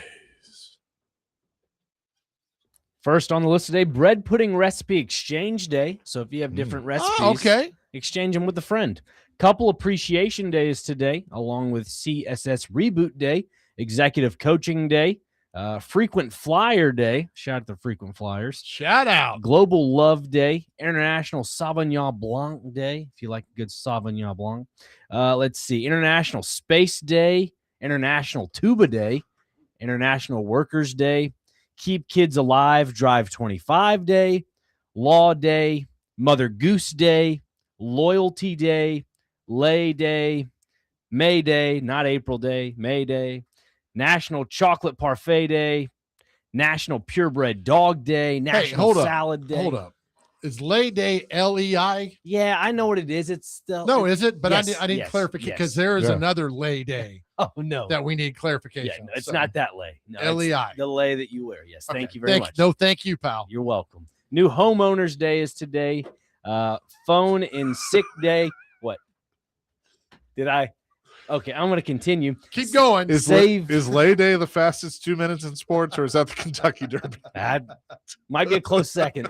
Save the Rhinos Day, School Lunch Hero Day, School Principals Day, Silver Star Service Banner Day, Worthy Wage Day, and the last two, I think they may go hand in hand or whatever. No Pants Day and Therapeutic Massage Awareness Day. So there you go. That was good. Man, there's a lot to unpack there. All right, let's move on to celebrity birthdays. Get these within two. Head into the weekend. All right, let's see here. Dr. Crane, you'll go first today. Are you ready? Yes. In honor of Kentucky Derby, how old is one of the all-time favorite jockeys, Steve Coffin? How old is that jockey? 63. 71. 65. Dr. Crane knows his jockeys. Chase McCabe, how old is, don't start, Gary Clark, former receiver for the Washington Redskins, who I think played for Coach Gibbs? I think he's with the same college as Phil Vassar, I think. At William, Mary, but somewhere up in Virginia. 65. 62. 64. We're tied at 1. I need to look up that college. That's going to bug me. Gary Clark. Where did he go to college? Not that guy. All right, go down with the Gary Clark Jr., evidently, that plays guitar. Yeah, there is. Going down, let's see. All right, Dr. Crane, how old is Alex Van Pelt, former quarterback? 44? 46. 56. By the way, Gary Clark went to James Madison. Chaser, how old is former golfer Stuart Appleby? 54. 50. 55. Chase up 2-1. Dr. Crane, how old is NFL Hall of Fame running back Curtis Martin? Curtis is 62. 57. 43. Chaser, how old is NBA player Austin Crocier?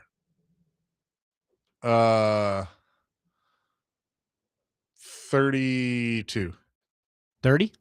That dude is 51 years old. Jeez. Dr. Crane, how old is Wes Welker? Wes Welker is 39. 44.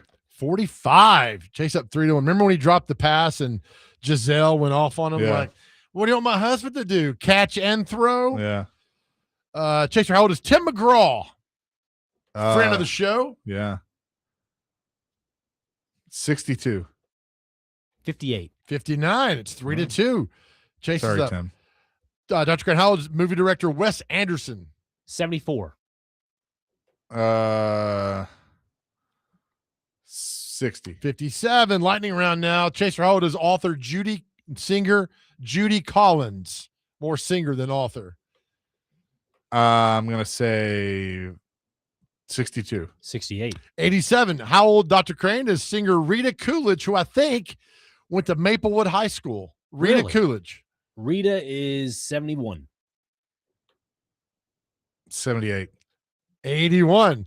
Chaser, how old is singer-songwriter Ray Parker Jr., who got sued for the Ghostbusters theme by Huey Lewis? 70. 74. 72. That's a push. Dr. Crane, how old is country singer Wayne Hancock?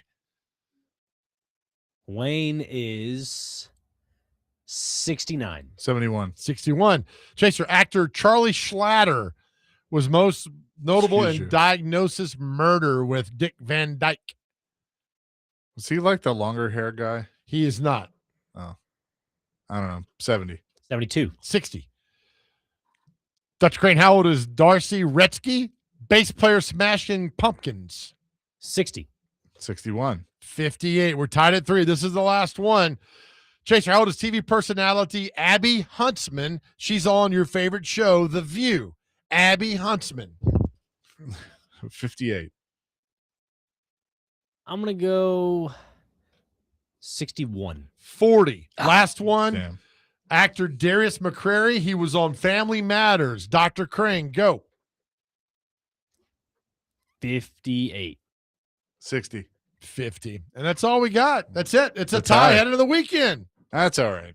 It No happens. worries about that. That is going to do it for us on this Friday. Have a happy and safe weekend. Hey, guys, by the way, May is Mental Health Month. Every month should be Mental Health Month, but this month especially. So if you got somebody that's struggling and not acting like they usually are, talk to them.